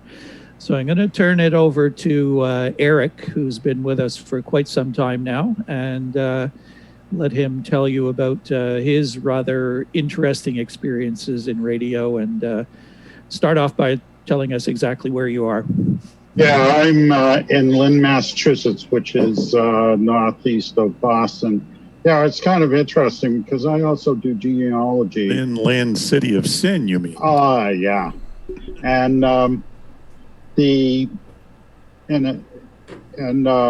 genealogy, New England was called or the U.S. up in Canada was called the Boston States because there's been, since the 1700s, immigration from the Maritimes of Canada up into New England. So there's kind of a bond there. And a lot of the three-decker housing in Boston years ago was built by Canadian carpenters that came down. I was first licensed in 1979. I'm a member of AMSAT. I'm a member of AMSAT, a former member of AMSAT UK. I'm a life member of AMSAT and have done all kinds of different things in radio. I remember going to the Montreal convention back, I think it was in 1982. And I remember it was one of my first times to Montreal, and we went out to a McDonald's. I didn't see that. Yeah, okay. And I went out to a McDonald's, and since I didn't speak French and the menu was all in French, I had to order from memory. I also been to the Mississauga Anarch convention. I belonged to CIDX, and I listened a lot of time without belonging to a club. I eventually joined CIDX at some point. But I'm kind of interested in a lot of different types of radio. I started out with a SX25 and did medium wave DXing. and graduated to a Panasonic RF 2200, which I've seen some of. I brought that radio to work one day because it was kind of banged up, and I thought, well, nobody could take it, but somebody took it. But I recovered it years later. It was stashed away in some boiler room in my company. National Hockey League. Yeah. So and I see pictures. I saw. Not sure where that's coming from. Yeah, I think that was Mickey. Sorry about that. I'll mute. Sorry. Yeah. So I see RF 2200s up online, a lot of stuff. I do a lot of stuff on VHF, UHF, do some shortwave. Right now, during the pandemic, I'm employed, but I worked from home for a while, so I got to do a little bit of radio listening. And right now, I'm really happy about the, I have the various models, the the SDR Play, and they're just released their version 1.4, and I did a couple of plugins, one for frequency annotation and another to do audio. I'm a software developer, and I've done over the years several different radio related stuff. I did decoder for LTR trunk radio and helped out with Trunker. And my interests drift back and forth in and out of shortwave and other types of radio. I really like various types of radio, and it's good to see everybody here. I haven't seen Lee in a while. Yeah, I hope he's doing well, and good to see you, Jim, and all the rest, Brian and John, and all that. So and Gary and Jill and all. And I went out to Dayton, and unfortunately, I didn't get to meet Don. I went by his booth, so maybe when this pandemic is over, I can go and we can meet there, Don.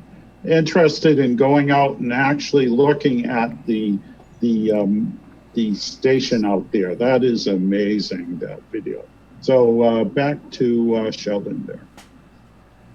Okay, great, Eric. Thanks very much. And yeah, Eric's a really good techie guy. If we have any technical questions, he's one of the guys we can always count on to come up with some answers for us. And he's also done a lot of development work on software and just helped out a lot in the scanner world. Even received an honorary membership a few years back to the Scanner Scum, which is a group that hangs out at the Winterfest every year.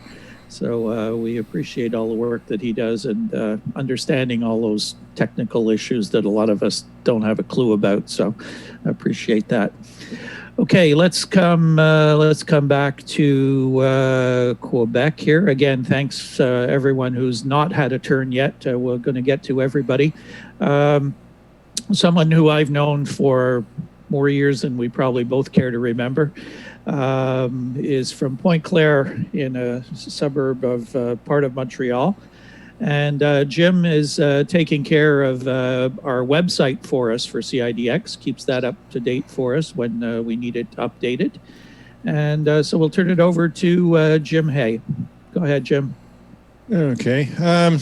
Yeah, I don't know what there is to say. I always figure everybody knows all about me, so who knows? But I've been, my interest in radio goes back to, I'd rather not say, because I frankly can't remember when I wasn't interested in radio. And I think the first shortwave radio I ever used probably was my father's Hallicrafter's S20R, which even had a broken dial, which made it more of a challenge to figure out what in the hell I was listening to. But it worked out, and that's when I learned that real radios glow in the dark, which may explain why I've got a house full of tubes. But I've always been interested in radio. I've held various professional grade certificates. Never actually worked in the field, but have been interested in it, and been interested in shortwave listening, medium wave from time to time, because of my interest in the railways and shipping. Have always had a scanner, and also my interest in the fire services. So there's always been at least one scanner that's always been going in the house since probably the mid 70s. And then when the Canadian government decided to amend the amateur regulations, I was grandfathered into the amateur radio service. So been involved in that, teaching amateur radio courses, been involved in the administration of amateur radio, although I'm backing out of that a bit, trying to attend to a few other things in my life, and maybe actually get around to actually using radios again for a change, which would be kind of different. So I don't know. Other than that, don't know what else I can add, frankly. But here I am, and it's good to see everybody. Okay, great, Jim, and yeah, we appreciate you being around and being involved in so many things, representing ham radio at the Radio Amateurs of Canada level, and RACI here in Quebec, the Quebec Federation, and gee, I even took a maritime radio course with you way back when. Yep. I would not want to try to write that exam again, not at this point. It's changed. Oh, I'm sure it has, and I don't know how to swim anyway, so I'm not going near any boats. That's okay. I don't even have the GMDSS requirement, which I've still got to get. So, so there you have it. Okay, great.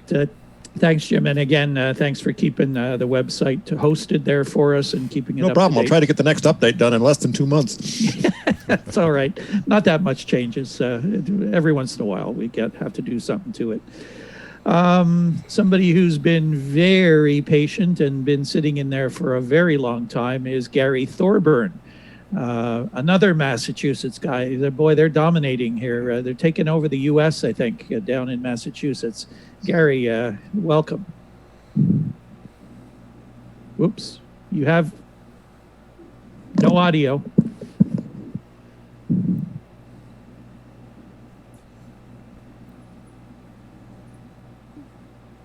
No.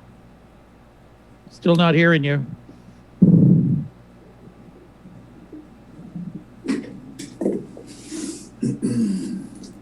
Okay, I think you got it. No.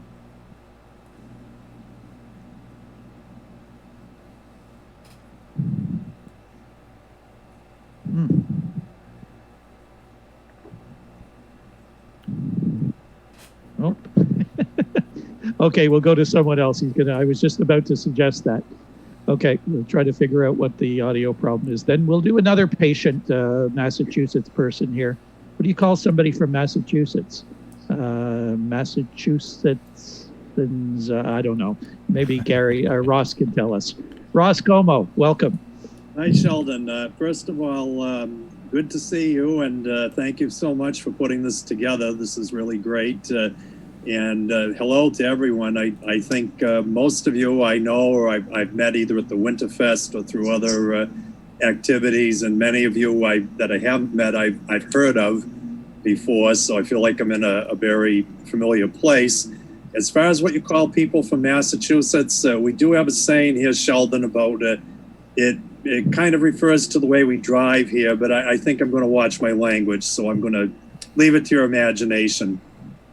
But it rhymes with a rather bad word, and the first 4 letters are mass. So I'll leave it to your skilled imagination. But is that the whole saying? Yeah, there you go. Yep, you've heard it. Yeah, refers to the driving up here. But yeah, you don't want to drive here without your combat helmet on. But just a little about myself. I've enjoyed hearing everyone's description of their career of sorts in the radio hobby and how people got to where they are. So I'll share a little of mine. I was always fascinated, even as a small kid, with my uncle and a friend of mine's father had what was even then a rather old shortwave radio receivers, and I was always begging them to put them on and listen to some stations when I was over there. As I got older, my grandmother gave me a multi-band receiver, which wasn't much, but it got me into shortwave and scanning. And really, most of my life, I've enjoyed, listening to shortwave stations, QSLing above all, and medium waves somewhat, and especially pirates and Euro pirates. But I can tell you, my interest in the radio hobby kind of spiked up at certain levels. When I was in college, it was around the time of the what was known in Eastern New England as the blizzard of '78. And in those days, unlike today, the forecasting wasn't anywhere as good, and everyone was surprised by a bad storm. And basically, the roads were closed for about a week. I was caught up somehow in all my studies, so I spent the whole week staying up until about 1 a.m. every night, listening to the radio, sending out reception reports during the day. And I'd say from that point on, I've been very solid into the hobby. I will share one interesting story. I think every one of you that I know here, I can trace to a random decision I made one night in 1990 or 91. I decided it was time to get a QSL. Since I hadn't QSL TWR in the Netherlands Antilles, I thought I'd listen to them that evening and send a report. So they had their DX program, and at the end, and the name of the gentleman who ran the show is escaping me, and he's well known, but he suddenly announced at the end of the program that a new shortwave club was being formed in Boston, the Boston area DXs. And of course, I was kind of shocked to hear this. I was even more shocked when he gave a phone number that was in my town of Andover, which is about 25 miles north of Boston. We're right near the New Hampshire border. And I called the phone number and I told the guy on the other line, "Hey, I just heard about you on Transworld Radio. I hear you're starting the club." And he said, "Yeah, where do you live?" And I said, "Well, I live on Carmel Road in Andover, where I used to live at the time. I live about a half mile down the hill from there now." But so we were kind of getting a laugh out of it. And when I went to the first meeting, I asked the guy, Paul Graveling, well, did you get any other people from this? And he said no. In fact, he said he talked with his friend down in the on the Transworld radio station, and he had asked him, he asked him, "Who'd you get?" And he said, "One guy lives half a mile up the road from me." So I got to know everyone. I got to participate in the D-Expeditions, go to the Winterfest, and I've had a great time. It's a great hobby, and I do have some commitments this afternoon, so unfortunately I'm going to be kind of in and out. I'll probably have to leave in a moment, but I hope to join everyone later, and good seeing everyone. And Sheldon, thank you again. All right, great, Ross. Great to have you in here with us, and your patience waiting for your turn. And if other people have things to do, you'll notice when I sent out the invitations, I didn't put an end time on this. I didn't know how long it would go. Once everybody starts talking radio, it may go on for a while. But we appreciate. I've been watching. It's fun watching all the pictures up here, and I've seen a few animals appear. I saw Paul the cat. Paul the cat is as much a celebrity as Gilles Letourneau is. If you've watched his YouTube channel, Paul gets a lot of attention. We think he's got a bigger following than Gilles has, possibly. Yeah, and we're glad he's okay. Yes, he did survive a little encounter with a car recently, but he's doing fine. And I did see the back end of another cat on, I think it was on Steve Wood's screen earlier, and a dog roaming around on one. And my dog is locked outside the room. Oh, there's another cat showing up. So yeah, there's some animals showing up in here as well. All right, we still have a few people to get to for the first go round. So let me see. Gary, are you corrected there? Well, you'll have to tell me. Can you hear me? Yep, you're okay. Good. Yes. All right. So Gary Thorburn, and I've been part of the BADX group, the Boston area DXers. So my been hanging around for a long time with Ross and Chris Lobdell, Eric, and John Fisher, and the others in that group. And so it's great to see all of you here as well. And I think I first ran into folks from CIDX at the Culpsville Winterfest across the table from a pile of chicken croquettes, which some of you may remember from the days some time ago. My interest in radio probably started really when I was a child, and my dad was taking an electronics course, and he had built a one transistor radio in a cardboard box with a CK722 transistor, brought it home to me, and I played with it and took it apart and put it back together and said, Dad, I need a soldering iron, and it just kind of went on from there.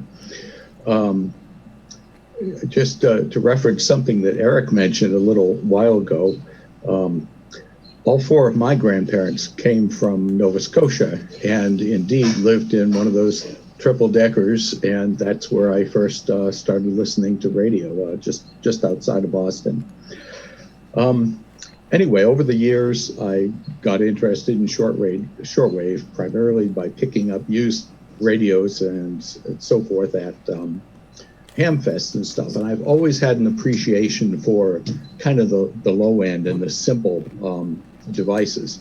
And several years ago, some of you may be aware of the Ultralight DX list, which is primarily a broadcast band DXing group trying to use small radios. And originally the idea was small and simple radios, but of course we all know where the portables have gone these days, and they're anything but simple. So their focus has changed a bit. But I still really like this radio. Some of you may not be aware that Bad X actually had a signature radio produced. Well, actually, it was just produced by me. This is a kit that TechSun produced, made available, and I think it still is available. And I just changed the little label here before I brought it into a Bad X meeting and showed it off. But it's just a medium wave transistor radio with I think it has a chip for audio output to simplify things a bit. And it kind of reminds me of the radios that I had as a child. But as I said, I still kind of have that focus on simple systems.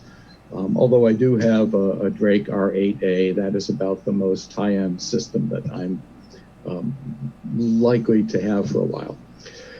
Just been more interested in the simple devices, as I said. Now, during the pandemic, I've kind of been interested getting back into ham radio. I have been licensed for quite a while, but I just have always been a pretty inactive ham. So over the last few months, or a couple of months really, I've been focused, spending a lot of time with FT8, which is really the first digital mode I've explored at all in amateur radio. I'm KD1 TE, and maybe some of the other hams in the group have been playing around with FT8. It's just amazing how with relatively little power and a wire thrown into a tree, it's just phenomenal what I can find on 40 or 20 meters in the way of contacts. But anyway, that's a different topic. But I really have enjoyed reading the messenger and keeping in touch with all of you at one level or another, by either in print or meetings like this. So that's about it. And back to you, Sheldon. Okay, great, Gary. Yeah, there's a common thread going through some of these our people here today, and that's the Winterfest. John Filiosi, who's one of the organizers of the event for the last number of years, was supposed to be here. He was registered for today, but the Winterfest has brought a lot of us together over the years. There's been 32 or 33 of them. I've been to all of them except 2. And I've met so many great people over the years. If you saw your last messenger, though, the August cover was dedicated to one of our members from Delaware, Alan Ludell, who passed away rather suddenly. And you know a little bit about some people, and we found out so much more about Alan after his passing, of just how highly respected he was, and what a professional he was in the radio broadcasting business. Even to the point of governors sending in reports and comments about his passing and their experiences with him. So Winterfest brought a lot of us together over the years, 30 years ago now, more than 30 years ago. And, we didn't only find radio acquaintances, we found hopefully longtime friends out of it as well. And many of us are here because of that event. So, it's been a great experience. We don't know where it's going to head come next February, March. We don't know where any of us will be, what the world will be like at that point. So we'll have to just wait and see. But if you've never been to one of them, and if we do have more of them coming down the pike, certainly a great place to be and meet up with a lot more people than we see here. But we still have a few more. I see Steve has joined us. Thank you, Steve. We'll get to you in just a few minutes. Good afternoon. Thank you. Yeah, great to have you in here. Just a comment there, Sheldon. Yeah. For Ross on the trivia thing, I think it was Chuck Roswell from TWR that you were thinking of. Is Ross around? Ross had to pop out. Oh, okay, okay. He'd be in and out, he said, so Okay. he'll be back. Yeah. Yep. Oh, there's Paul under Gilles' picture up there, and I saw another cat flash by from someone just a minute ago there too. So, animals part of this as well. All right, a couple more left. Let's go to the wilds of the state of Maine. I think that's where you still are. And Lee Reynolds, go ahead. Hey guys, is the audio working? You're sounding great. Go ahead. Okay, yeah. Lee, I'm getting up there. Look at the grey hair. You used to have brown hair once upon a time. In fact, a number of us did, didn't we? Live up in a place called Caswell. It's right up on the border with New Brunswick. If I throw a rock out front, I'll hit a Yankee. If I throw a rock out back, I'll hear somebody shout Tabernacle at me.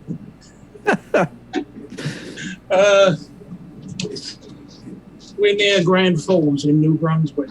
That's our nearest place, 2 miles away. I'm probably north of most of you in Canada, oddly enough. We're a little bit north of Quebec and Toronto, places like that. So,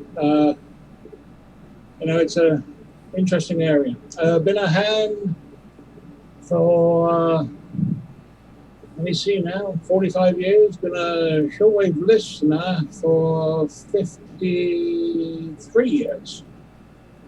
Mess around with a little bit of everything. Used to play with Ritty back in the days of mechanical teleprinters. I was a Ritty listener back around 1970, maybe a bit before. Play around with a lot of stuff and still practice ham radio to some extent. Gotta get an antenna up soon. Currently driving myself mad with one of these. Perhaps some of you people might recognize it. It's what they call a hotspot for DMR and YASO system fusion and D-Star and all that stuff. Driving myself bonkers with it. Eric probably recognizes it. Hi, Eric. Haven't seen you in a while. Let me think now. Interesting to see the way the hobby's changed over the decades. One of my predictions has come true, which was that radios are going to become a commodity, and it's for it's for software that's differentiating them now. You can pretty much buy the generic SDR from almost anywhere, and it's for software you choose to run on it that makes the difference. I can't wait until they start selling custom filters, only $80, this custom Collins crystal filter plugin for your SDR software. Stuff like that. That's going to be coming sooner or later, like it or not. What else? haven't gone to many conventions lately, unfortunately, finances. I'm retired, but I do part-time work as a transport officer. Janice would know what those are. Exactly. I dress in brown, I wear a uniform, and I move packages from point A to point B, but they're not necessarily packages you want on your doorstep. But there hasn't been much of that lately due to the plague going on. And don't get me started on politics. I may yet walk for 2 miles across the Grand Falls and beg for political asylum. That's me. All right. Thanks very much, Lee. And yeah, I was going to mention that at the beginning of this today, that we'd keep the politics out of this. We'll escape from all of it by doing this here today. It's just getting too crazy out there. So and it's not as crazy up here in Canada as it is in the States right now, I guess. But it's hey, it's politics, so we don't go there.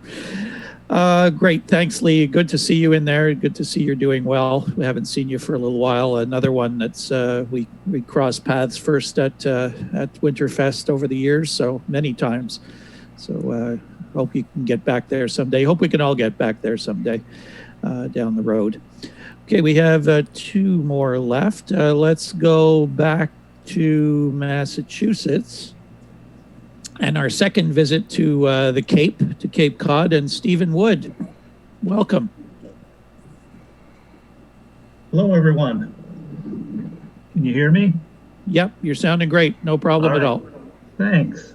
Well, it's nice and cool here on the Cape today, about 70 degrees, overcast, little drizzle, wind. It's a nice day after 100-degree weather for the last 3 weeks or so. So, yeah, I ran into Sheldon for the first time at a Winterfest, and also some of the other guys here too. I've met up there, and John, Eric, Janice, Jill, Mickey. Hey, Mickey, what was the score of the Bruins game? I haven't seen it yet. Well, here's your spoiler alert. It was 3-1 for the Bruins. All right. Good. Game It over. was 1-0 when I heard. So Yep. Thank you. Got started in radio really probably about 68, 69 when I was very young. And as a aside, it was really hockey that got me started in radio. I had a cousin who used to bring us up to the Springfield Indians games in the old AHL. And from watching them, whoop, here comes the dog. I started listening to old tabletop radio my grandmother had given me. The old wooden set. Sorry, getting accosted by the dog. And from there, listening to that radio, I discovered I could hear games from other cities all of a sudden on AM radio. And I thought that was really cool. So I asked my father about it, and he said, well, there's this thing called shortwave also. And I said, well, can I get one of those? And he said, no, we can't afford it. And of course, next Christmas, he gave me one, an old Sears portable of some kind. I don't even remember the model or anything. But it lasted probably till my mom sold her house on the Cape in 2007. It was still in the house then, although it didn't work, but it was still out on the counter. So then I got involved with some clubs, Nashua mainly, and Association of DX Reporters, ADXR. And when they went out of business, that's when I joined CIDX in the late 90s while I was living in Hawaii at the time. Why I came back, I don't know. Temporary insanity, I would say. But I've been living on the Cape since then. And primarily now, I'm focused on medium wave with a healthy dose of shortwave, although I haven't really turned the radio on for almost 2 weeks now, just because it's been so hot and I don't have air conditioning in my radio room. So I stay in the few rooms that do have air conditioning in them. And so, but now it's cool. So I turned it on actually this morning again for the first time. And actually I have it on, my Perseus is on right now and tuned into the Voice of Nigeria on 11770. Reception's there, not great, but it's there. And I haven't been to a Winterfest in, I don't know, 3 years? Maybe about 3 years. And that's been mainly because of money. We've been moving a little, buying a few houses here and there. I just moved into a new house a couple years ago. And it's actually right down the road from Brian Penny. But of course now I don't get to see him because we can't go anywhere. But hopefully when this is over, we can get together again. And along with, there's a group of medium wave DXers called Cape DX up here, and we keep in touch by email and post, mainly with Mark Connolly, Mark DiLorenza, Bruce Connie up in New Hampshire is also in that. I think Gary's actually in it also. And that's really about it. Been working through the pandemic. I'm working full time, work for a biomedical company, and we make reagents that are being used in the testing of the vaccines that are being developed. We do a lot of business with Moderna in Boston, who is one of the companies developing the vaccine. So I've been very steadily busy through this time and still employed. So that's okay. Although I was a little jealous when my wife was laid off for 3 months. And every morning I would get up at 5 and she'd still be in bed. So it was okay. It's okay. She's back to work now, so I don't mind now. But that's about it from here. It's very nice, cool weather, something we've all looked forward to in the last few weeks. So Sheldon, John, and Eric, everybody, Janice, it's great to see everyone. Hope everyone has a good time. I'll be in and out like Brian says also, I guess. We're probably going to go shopping later, so I have guests coming tomorrow. Well, 2 guests, my brother. So hope everyone has a pleasant evening, and maybe I'll see you again later. So long, everyone. Okay, great. Thanks, Steve. Good to see you in there. Looks like you got a Hawaiian shirt on there. Yes, I do. Actually, this is a shirt that I bought when I was living in Hawaii in the 90s, and it's still in perfect shape. It was a very expensive shirt at the time, and also I don't wear it that much, so it isn't worn out. But I like to wear them in the summertime because they're very fun. I'd just like to know how many people can still fit into something that they bought in the 90s. That's a whole different story.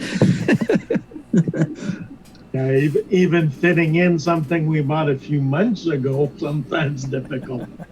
Exactly. With not moving around as much as we used to, it's easy to just eat your way through the time going by. Speak for yourself.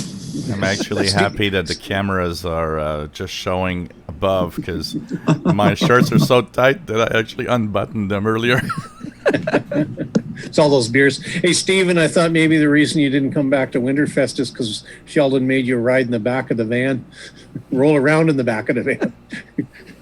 That's right. I did roll around in the back of the van for a few trips, but no, that wasn't the reason. Although I don't think I could get in the back of the van now.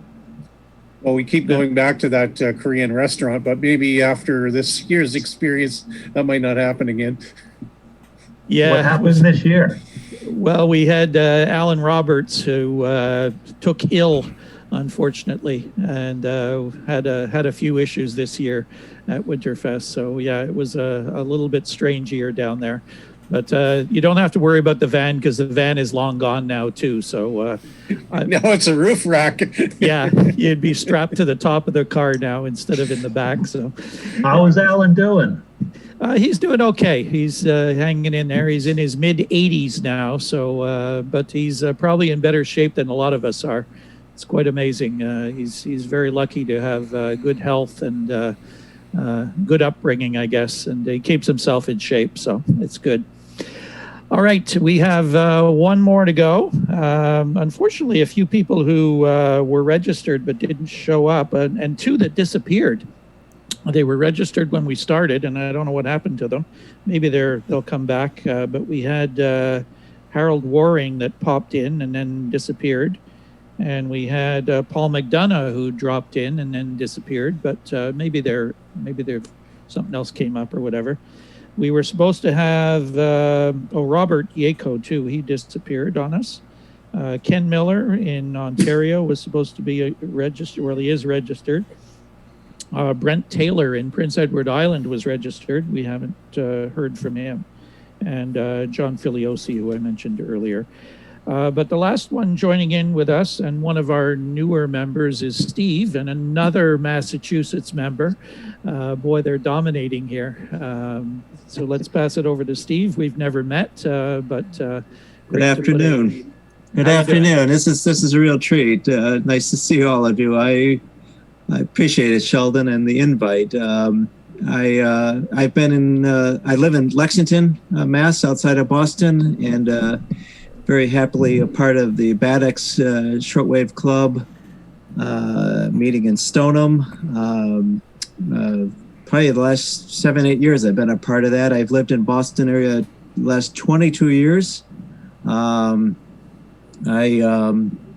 have done shortwave and ham since the mid 70s when I grew up outside of Chicago, my hometown of Elgin, Illinois, where famous for Elgin watches back in the 1900s up till about early 60s. In fact, I'm going to redesign my QSL card to reflect my town's heritage. So very, very cool to be a part of this.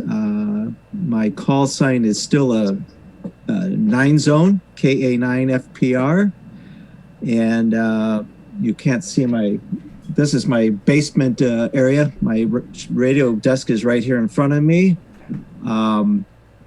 What's going on with me these days with the hobby is I'm getting close to buying a little Tar Heel 2, and I'd be curious if anyone has ever used one of those to put on the back of my vehicle, so then I can bring in the coax into the basement and use my transceiver, an Icom 746. Because I'm underground right now. I'm subterranean, so I need to have a good size whip antenna. My past antenna was an 8TAS 120, but that has seemed to have conked out now. So I'm getting close to buying a little Tar Heel 2, and it's very nice to meet all of you. I've never been to the Winterfest, unfortunately. I regret that, and maybe 2021 will be the first year. All right, great, Steve. Nice to meet you in here. Nice meeting all of you. Thank you. Yeah, it's another one of the Boston area guys. There are so many of them. I should mention that before we did this on Zoom, Chris and Eric and John and the guys in the area got a Zoom meeting going for the BADX group, and asked me to drop in and meet everyone, which I did on Zoom. And so when, as we started to evolve with the pandemic, and people were starting to wonder, where's this going to be in August when it's barbecue time? Obviously, that wasn't going to happen. Canada's border to you guys in the States is still closed, and it's going to be closed until sometime in September at least. They keep extending it and extending it. So getting together again was not possible this year. So having done the Zoom thing with a number of different... September 21st. Yeah, that's it. Having done a number of these Zoom meetings, I'm a bird watcher, a part of a club here in Montreal, and we actually did our whole AGM for our organization using Zoom this year. So that was, it's become an excellent tool. One of our vice presidents in the club, as a matter of fact, she does our website and what have you.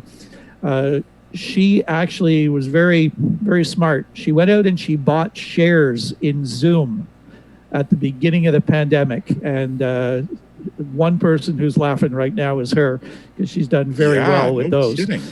Yeah. She obviously was thinking. Anybody that owns plexiglass too. Yeah, plexiglass is a good thing to own right now too. Yeah, any hand sanitizer companies, things like that. Clorox went up hugely. Yeah, exactly. So yeah, it's weird times we're going through. So this was a great way to get everybody together and meet some people that we've never met. You know, putting together the bulletin every month, and I keep the membership database going here. So many names that have been there for so long. Oh, there's a nice dog of Stephen's passed out on the floor. Gilles, you better not let Paul see that. It might start an animal fight here on Zoom.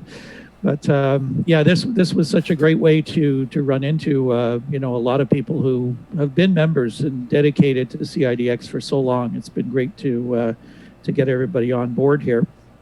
I was hoping that we might get a few more of our international members pop in.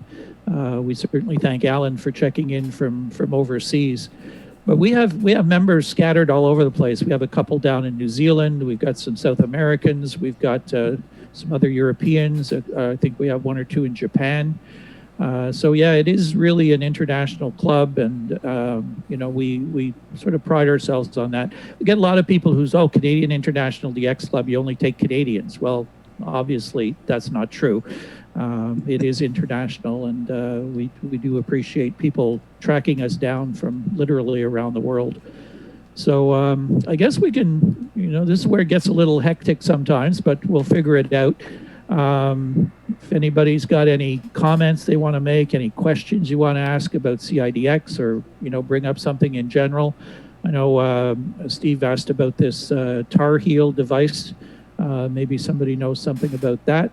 But otherwise, it's kind of wide open. Before we do that, though, I do want to mention, and I'm sure most of you do know, our International Radio Report show, which is on the air every Sunday, which you can listen to online. Thanks to Gilles he's the techie behind all of that. When the station shut down with the pandemic, we had to figure out some way of doing the show. And trust me, if you've ever been inside CKUT, I think maybe the pandemic was maybe even a blessing, because that place was a little scary sometimes with going into that building. There's like 200 and some odd volunteers in there using the equipment, doing their radio shows, and wasn't the most sanitary place you've ever seen in your life. If anybody's been around college radio, you'll know what we're talking about. So we came up with this idea of, well, let's keep the thing going, and Gilles put all the technical side of it together. We record the show on Fridays, and Gilles sends it into CKUT. They do their magic and get it up onto the air for us every Sunday. So it's almost like being there. And honestly, we don't actually know if we'll ever go back into the studio, because it's so easy to do the way we're doing it now. And it saves us, you know, driving through the winter, or Gilles taking a bus and whatever to get downtown Montreal. You know, it can take you an hour each way, and to go and do a half-hour show, when we can sit in the comfort of home on Fridays and pre-record it. So, Sheldon, you don't like driving in Montreal winters? Well, not unless I have to. I think in this whole pandemic, we've been across the bridge into Montreal maybe 3 or 4 times, and that's been about it. You know, we have everything we need over here, so we've been playing it safe. And I haven't even been on a bus since March. Yeah, they've got stores on the South Shore now. Oh, geez, you wouldn't. We even have electricity. We have running water. Wow! Because when I was a kid, I don't think they did. Oh, there's a big what is that? The Dix 30. There's a huge shopping mall. It's say it right. Yeah, it's no. We have everything. What do you expect? Everything we need here. No problem with that. One of my favorite grocery stores, is it Altona's? What or is it Alto? No, I may have got the name wrong. Adonis. Adonis. Yeah, that one. Adonis, yes. Actually, the way things are going, there's, I think, more things going on outside of Montreal now than in Montreal. Yeah. I'm sorry about the pronunciation. You know, I took months to get Gilles' name correct. Oh, don't worry about that. but it was, you know, braving Montreal winters, I went up to the holiday party, and I still have the shovel that I bought, and was very fortunate to be in Montreal in the winter. And one little story, you know, I'm thinking back, you know, I didn't meet Lee in regards to radio the first time. One of my first computers was a Heathkit H8. I seem to remember our first meeting was involving the Heathkit H8 stuff, if I'm not mistaken, Lee, years ago. It was a Z67 external 10 megabyte hard drive for the H8. Yeah. But, you know, old computer stuff. And then I met him at the Winterfest, and I said, "Oh, you do radio as well." Yeah, there's a lot of crossover like that sometimes between the various hobbies and stuff too. And yeah, it's you can always find somebody out there who can, you know, give you a hand with something, which is really great. The other thing I want to mention again before I forget about it is if you are not a fan or if you're not aware of it, what Gilles has been doing for Gilles Letourneau, and we have two Gilles on here. Gilles Letourneau has been doing with YouTube, the official SWL channel, has been quite remarkable. And I think probably the best thing about it is that there are people getting on there every single week, twice a week. He's doing live shows that are asking about buying their very first shortwave radio, which, you know, is just absolutely mind-boggling. And you know, we heard all the doom and gloom stories of, you know, there's nothing left to listen to and all that, and you know, you just got to dig a little harder now. But to see all these new people coming on board, that's what really got us to look at this, and Brian Penny coming forth with the new Radio Basics column in the Messenger. Because there are people out there wondering, you know, what do I do? Just yesterday on the channel, there were a couple people, you know, I'm looking to buy my first radio. What radio should I buy? We're at that level again, and the good thing is that Gilles able to take a step back and bring himself back to, you know, we all need to do that sometimes. Bring ourselves back to when we first got started in all of this, and you know, I remember you didn't know that there were other people out there doing this. You know, you thought you were the only strange person tuning some little radio trying to listen to some far-off radio station. It turns out there are other strange people, too. Look at us all. I mean, all you got to do is look at the boxes here, and we're all in little boxes. I think that's kind of reminiscent of, you know, what we do.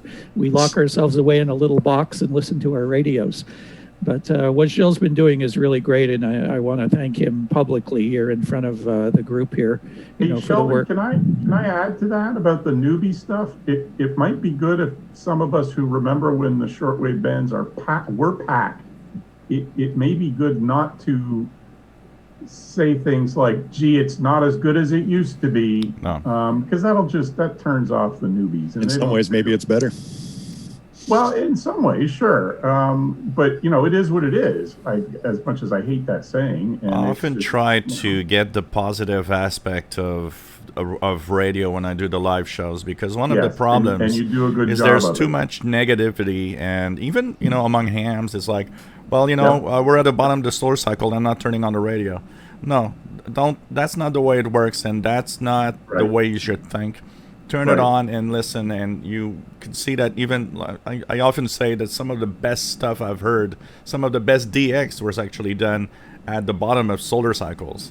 So don't think that, you know, you have to choose a moment in a solar cycle, or, you know, when people say there's nothing, there's actually a lot. And one of probably the biggest problems is, of course, the high noise level we all have. Remove that noise.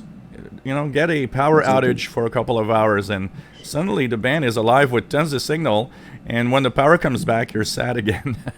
or flip your main breaker and see what it sounds like. Yep. Yeah, it is amazing, though, you know, even in other solar minimums that I've experienced, is that there'll be days when you get very great propagation, And, for VHF, UHF, there's, the last month here in New England, we're hearing stuff on VHF, UHF from down in New York and up into Maine. So you never know when you turn on the radio what's going to happen. Some of our best. It's always fun these days to I don't know when you heard that first part of it, to listen to 11 meters. Well, not really listen. Don't know if there's anything interesting, but look at. I guess you have to listen to it to figure out where the stations are. But it's just amazing down here in Central Texas to listen to the skip. From basically it's from the Northeast, but it's really surprising. Some days, and I fire up my RSP1A and bring up the waterfall display for CB bands, and my gosh, wall-to-wall signals. Many of them are, I hate to use the term, but armchair copy. If you wanted to, you could listen to some of those signals for a long, long time. So, there's stuff going on. Well, they are running 10,000 watts. So. Well, sure. Some of our best loggings with Nigel and Don when we get together have been at the bottom of the cycle, especially medium wave stuff overseas and whatnot. Well, it's amazing what you can hear 40 meters and below on the pirate frequencies. I mean, it's not unusual, and I don't know how far inland this goes, because when I listen, I normally tune into a couple of the major SDRs on the East Coast. One is in Newton, New Hampshire, and the guy has a beverage antenna that pointed, if you point a beverage, I guess, toward the continent. And so if you're going to hear low power broadcasters from Europe, boy, that is the sight to listen to. In fact, last night I was listening to channel 292 on 9670 with the Texas Radio shortwaves broadcast at 0200, tuned it in on that SDR, I think it's W1NT, and it was great listening. So, and that's 10 kilowatt. So it can be done, but, you have to, if you're west of, the New England states and right along the coast, you're going to be listening a long time nowadays to hear any of those signals. I'm just curious. We can do this by a show of hands, actually, so we can see it. How many people that are on here right now are using SDRs, software defined radios? So we got, let's see, 1, 2, it's hard to count them all. There's quite a few. Yeah, I haven't got into this myself yet, but I've been using them online. Take a look there on Janice. Yes. Sheldon, here it is. This is yours. I told you that I wanted for you to have it. This is the RSP1A, and it is yours, so you'll have an SDR. Only thing we need is to meet up. Yeah, we'll put our hazmat suits on and get together somewhere. Hey, Sheldon? Yeah. Yeah, I've been staving up. I got 4 or 5 things if I can remember them all. One of them is people have been saying I've been a little weird for years, so that's nothing new.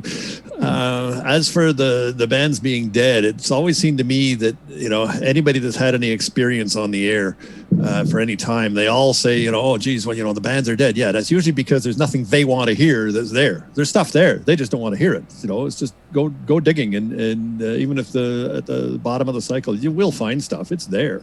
And it's been a while since I've done it, but the last time I was doing exhibitions in public and meeting the public, people keep saying, oh, well, with the internet, there's nothing. Well, the fact is, people still, in general, the public, there is still a fascination for wireless.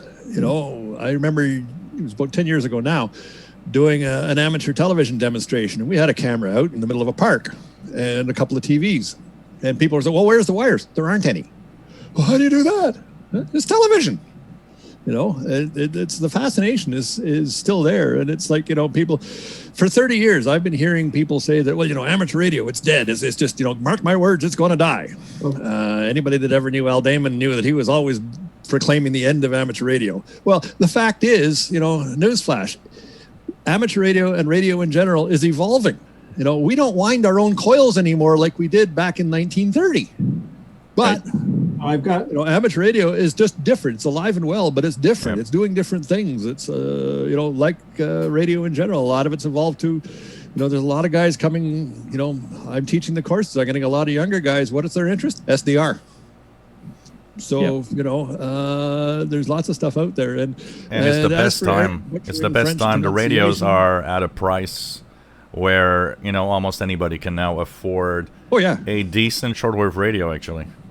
Yeah, exactly. But also, there's a lot of guys that, because they're interested in computers, it's just a natural marriage. The other thing I was going to say is as far as Eric butchering French words, don't worry. He comes from New England and a long history of butchering French names. Sometime I can tell him English about, too. No, but particularly the French. Sometime I can tell him about some stuff that we found actually in French Canadian names that were actually in official court records in Boston.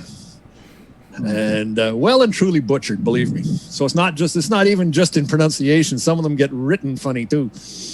Hey, 38 years of listening to mailbag shows, I can tell you my name was pronounced in so many different ways. It was just incredible. Begin. Imagine Letourneau. Letourneau is such a complex one. Yeah, but Beijing, begin. Yeah, begin. I see John Fisher had his hand up there. Being he must be a good student. He put his hand up to speak, so we'll recognize John. I guess maybe in some ways I was hoping the teacher would avoid me and pick on someone else. Could make me look like I'm participating. No, I'm just kidding. I was on the phone, so I missed some stuff, but I caught part of what you guys were saying. And with the amateur radio, our club, since the pandemic has started, has gotten almost between 65 and 70 requests to take the tech exam. A lot of it is young people, and unfortunately, they can only do it by appointment and three at a time, once a month. So there's a backlog. But that said, we have a kid who just got licensed, 13 years old. He took his technician. Then 2 months later, he took his general exam. And he's like a pro. It's unbelievable. And he's sending out QSL cards already. He's on HF. He's on VHF. So and he's now become part of our gang now too. So he's on the nets. In fact, he wants to run one of the bars nets, local net here. But right now he's studying for his extra exam. So kids ambitious. So they are out there. It's just somehow, and I don't know how we do it, a matter of reaching them. And then just a quick comment, Jim, it's awesome to see you. And also Gilles Letourneau, I have not been able to watch the official shortwave show within the last month or so because of stuff going on here, but I'm hoping to be able to resume that.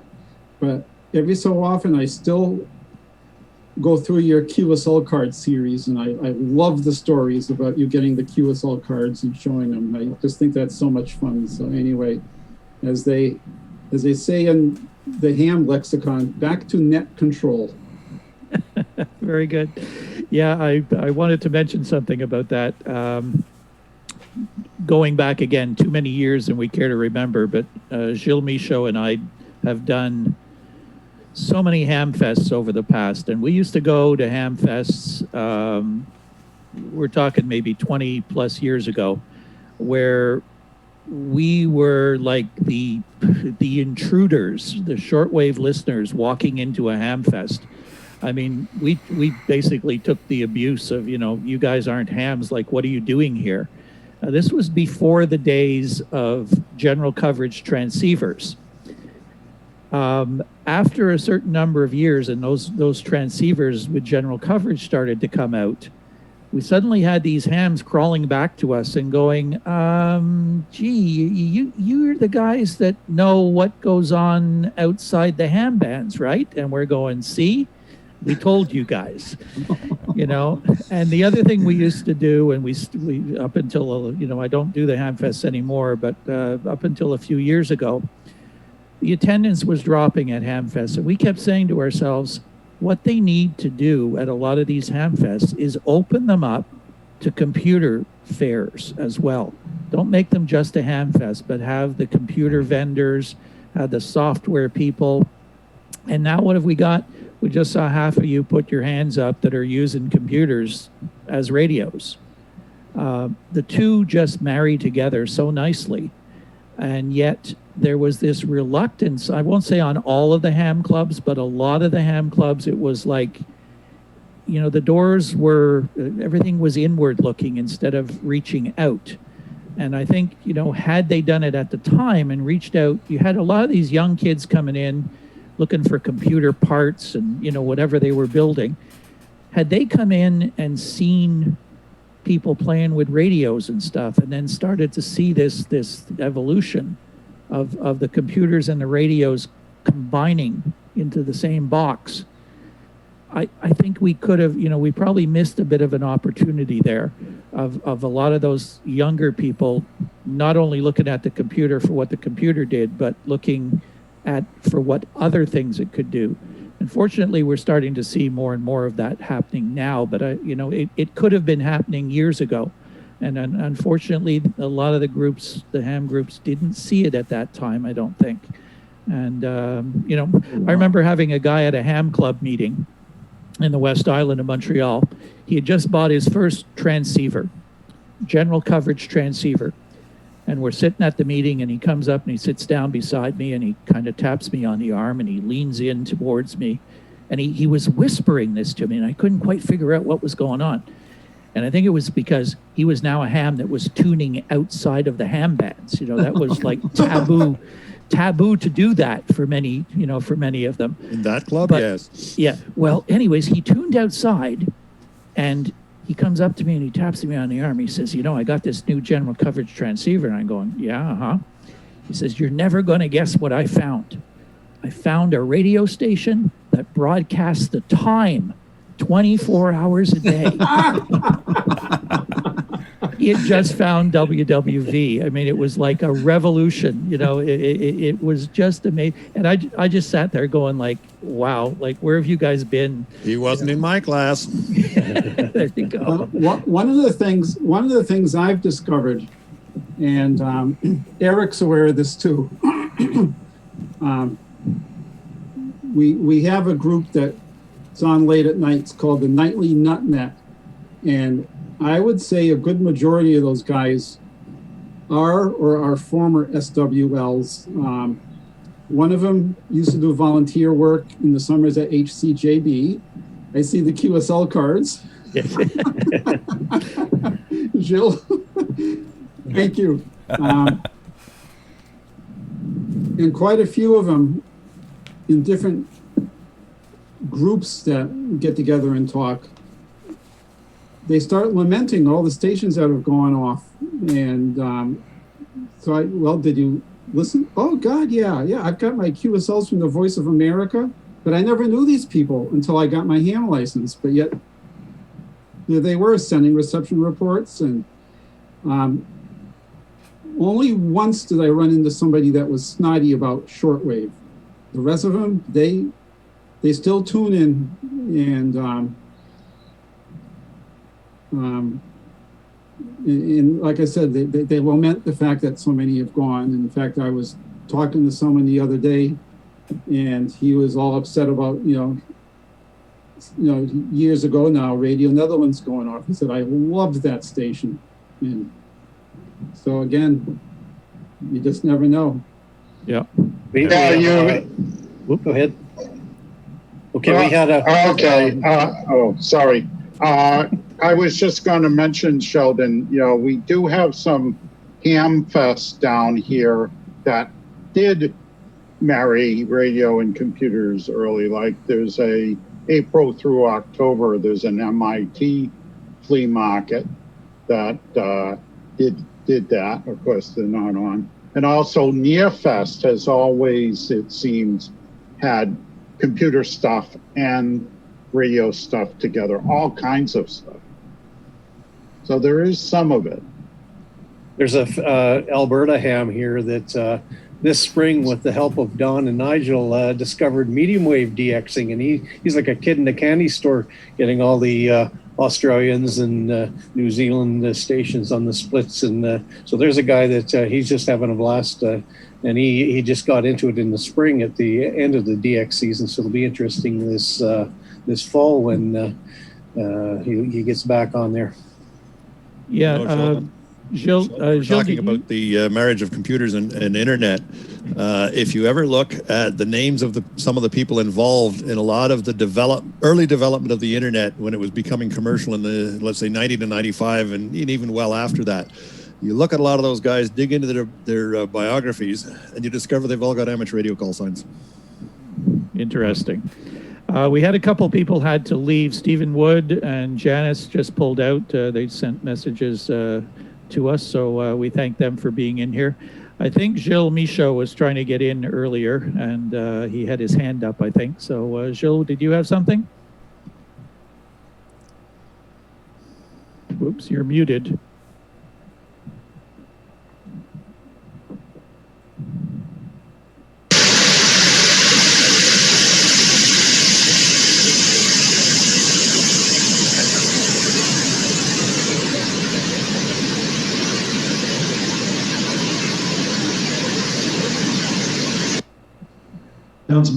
Sounds like my local QRN. Yeah, mine too. Gilles, you had that noise kick in again there, whatever that was. It's totally washing you out. Hey, Sheldon, while we're hanging on, I held this up a moment ago and got an interesting comment from Gary. This is my radio lava lamp hard copy QSL. Very nice. One side, and then this is the other. So, the days of hard copy QSLs are certainly numbered, or have been numbered, but it's always a treat to get something like this in the mail because it's so uncommon. Oh, and the other thing I was going to say, by the way, if I were Canadian, I'd keep the border closed. I wouldn't let me into Canada.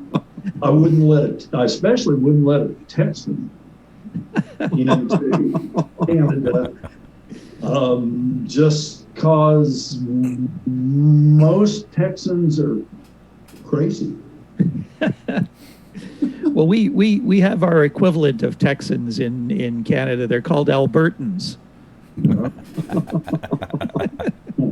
Yeah, well, you guys know more about Texans than I know about Albertans. So, I laughed, but I didn't quite get it. Well, you've probably heard of the Calgary Stampede. Of course. And of course, everybody's got spurs and boots and cowboy hats on. Probably they wouldn't know one end of a cow from another, some of them, or a horse. But it's part of the culture, I guess. You got to be a cowboy. Okay, well, we have a description down here for gentleman cowboys, and it's all hat, no cattle. Yep. I've heard that before as a saying, and I really don't expect anything to be done before spring. You know, Americans don't deserve to be able to go up to Canada. We need to get our act together. Well, as a country. Well, yes. I heard a comedian. I don't remember what radio station it was on, but he said you hear all these Americans saying they're going to move to Canada, and he said, "Well, we never asked you to move up here." So, okay, when they do, they're going to have to quarantine for a while. Yeah. Right. Well, there's an article in today's Montreal Gazette of, you wonder what people are watching or listening to or reading. What planet they're on.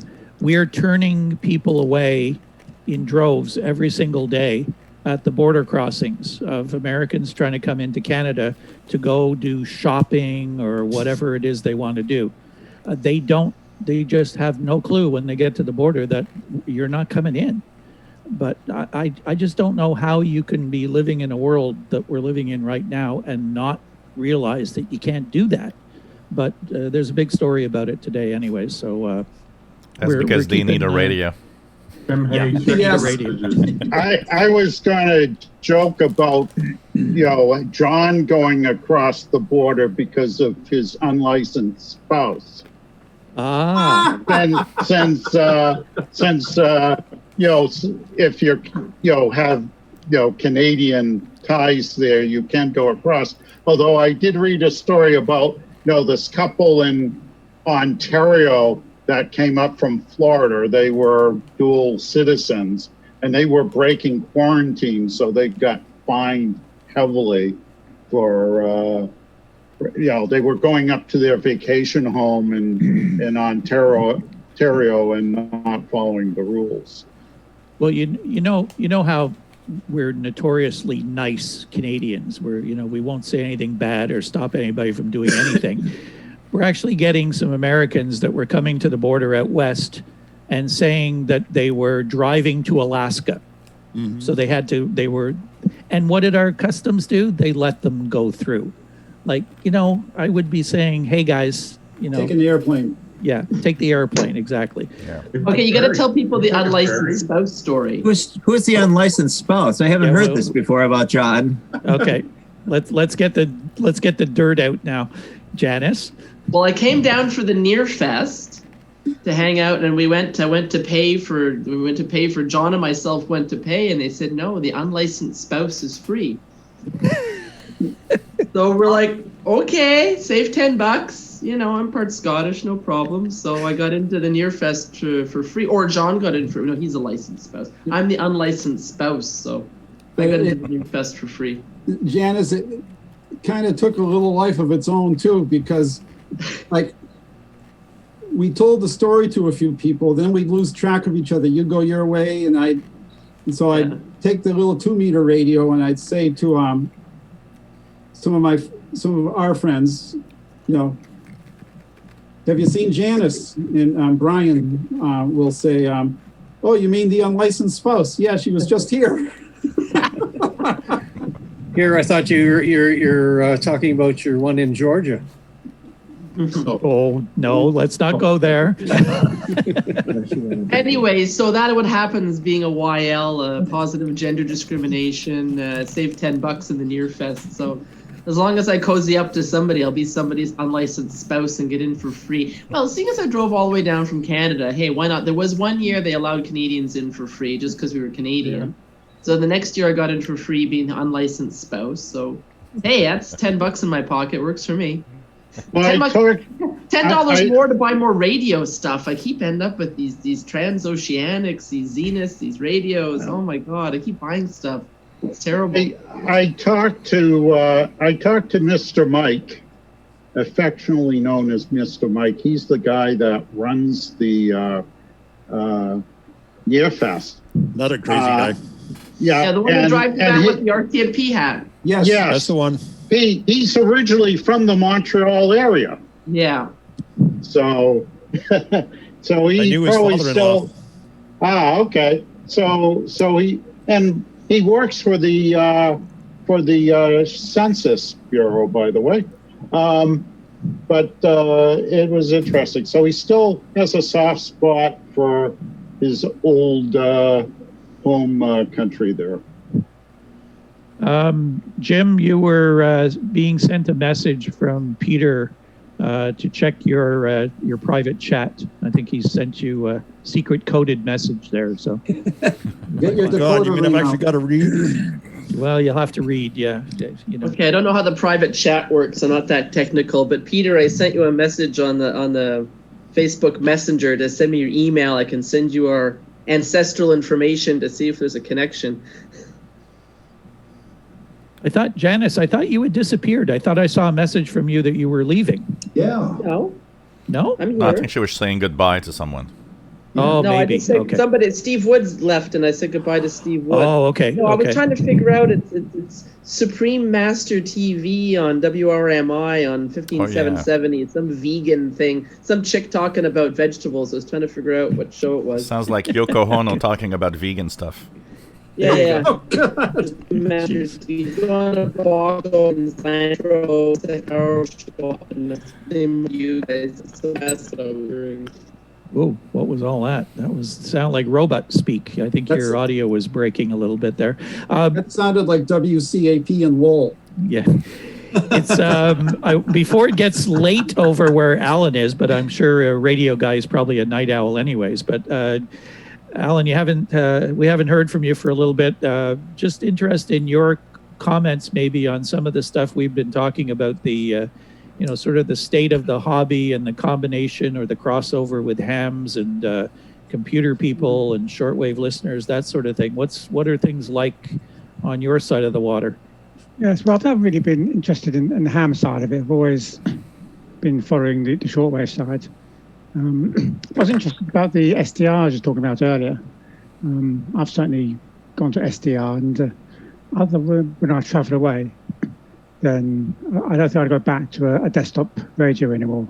I don't know what other people think, but I like the ability to look at a spectrum. You can see where the signals are and pick them out and adjust them and record them as well and listen back later on.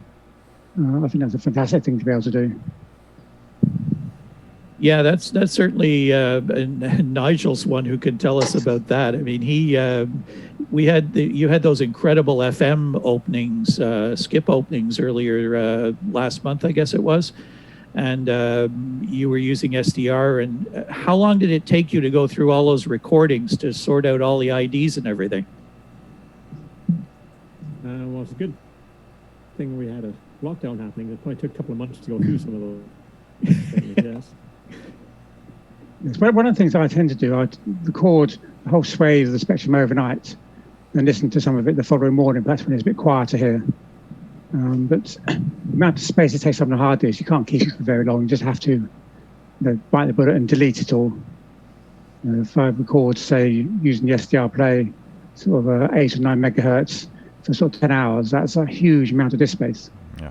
And it'd be nice to keep it, because it'd be great to look back in the years to come to what was being heard, but I'll keep it for a day or two, listen to a few bits, and then I just bite the bullet and press the delete button and let it all go. I was, I think I was telling Jill a while back about the, when I didn't really know what SDRs were and had never really looked into them, didn't know how they worked, what have you, it was something totally foreign to me.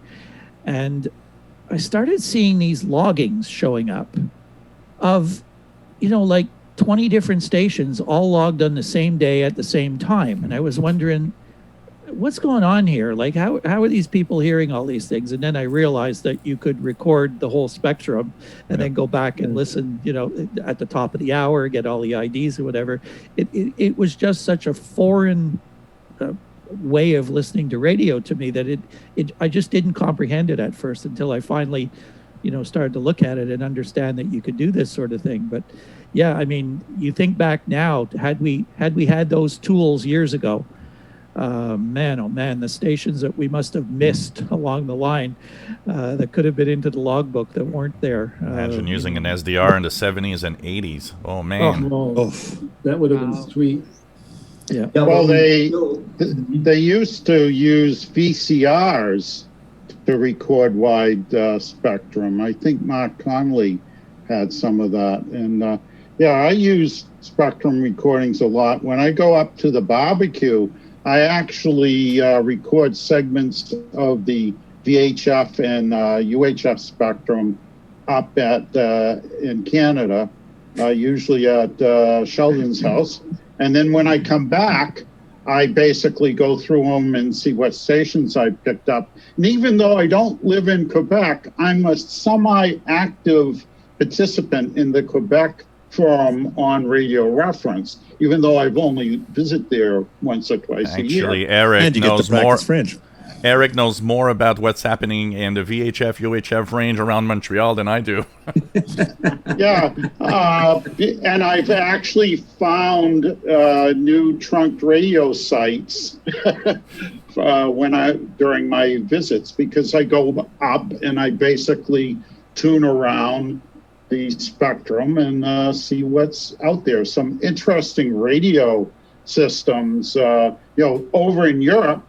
Tetra is very popular, and there's some systems that are coming on in the US, and the Montreal Metro, the underground transit system, is putting a Tetra system in. Toronto is having one come online. So it was one thing I did last year was record some of the Tetra and use a plugin to actually get information about the system. So, there's a lot of interesting non-broadcast radio signals out there, and that's one of my interests, digital non-broadcast stuff. And somebody mentioned about listening to WWV. Actually, from where I'm in Boston, I could get CHU a lot better than WWV at times.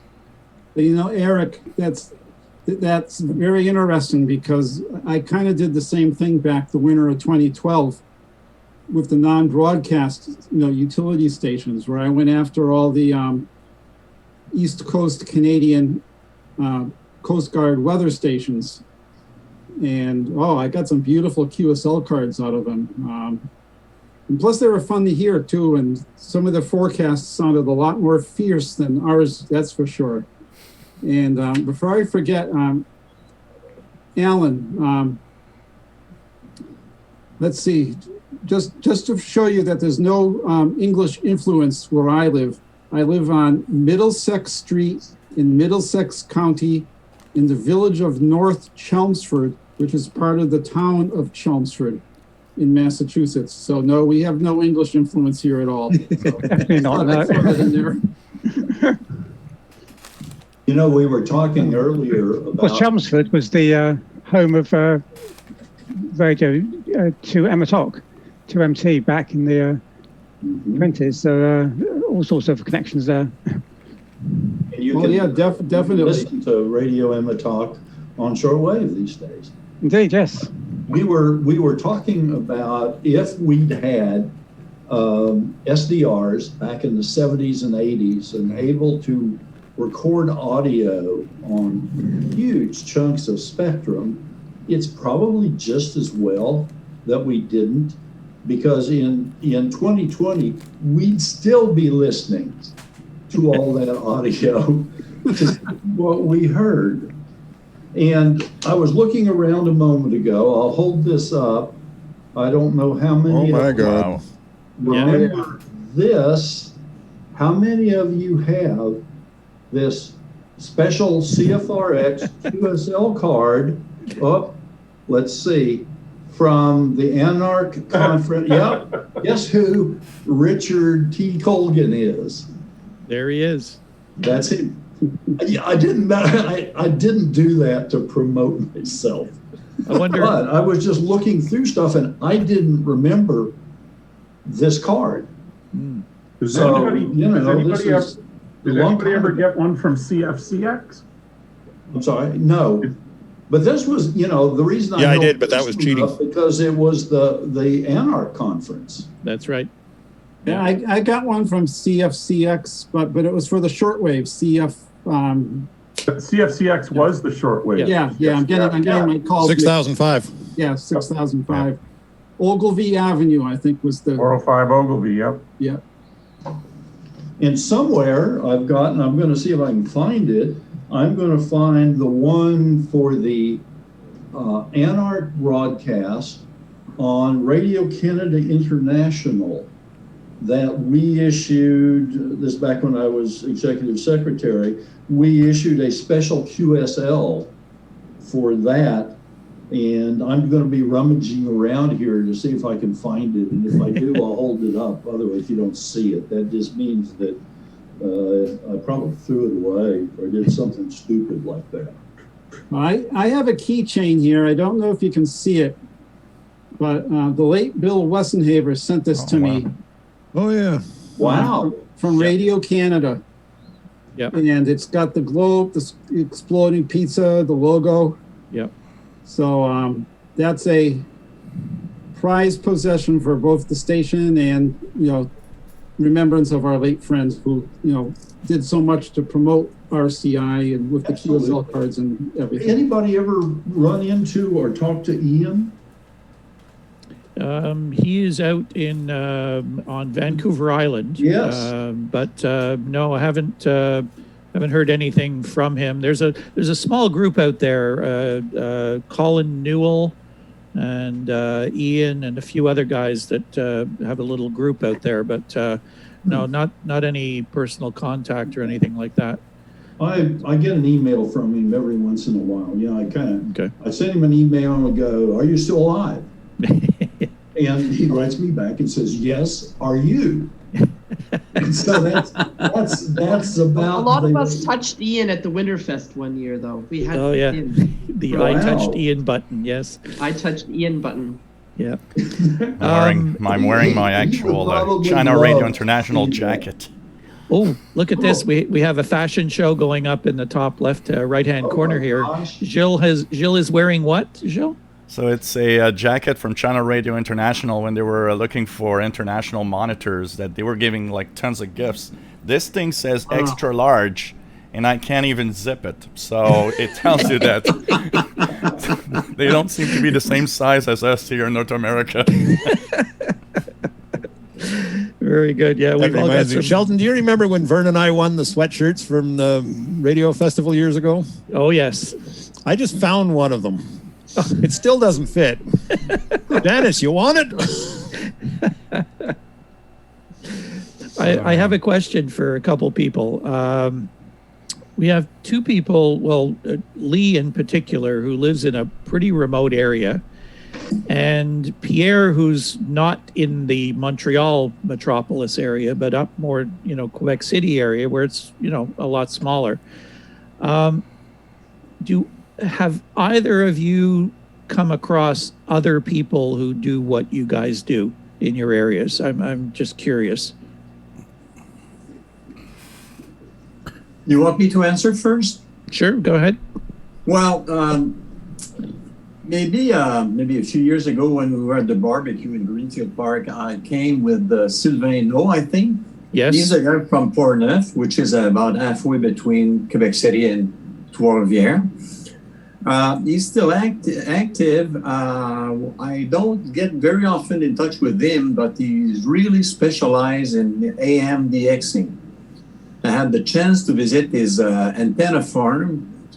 I was really impressed. I think that at that time he had a kind ICOM R75, and the newest radio was an SDR, a good one. And I was really impressed by the setup and everything. Yes, he has a nice website which is advertised on the BADX club of the Boston area. It's very interesting. Apart from that, I would say that when I speak about shortwave listening to people around me, I'm a kind of a funny guy, Yeah, they're special species of something like that. As a rare bird, like you would see in English. And if you talk too loud, too long about it, they start yawning. It's like, yeah, okay, maybe it's okay. You're not in the hobby. Right. And you know, the reaction I have often get from teenagers or young adults is that, well, geez, I don't need that. I have my iPhone. You know, this is the typical answer. Yeah. It might be one of the factor which explains in part the drop or the slow drop in the interest in shortwave listening. But anyway, people are more familiar, I would say, with the 2 meter hams around Quebec City. You know, they're amazed to hear about autopatch and things like that, and small equipment which is needed. This is it in part. I mean, there was one. I've been previously member of the Club d'Oncourt du Québec, which was a French Canadian, I would say, club.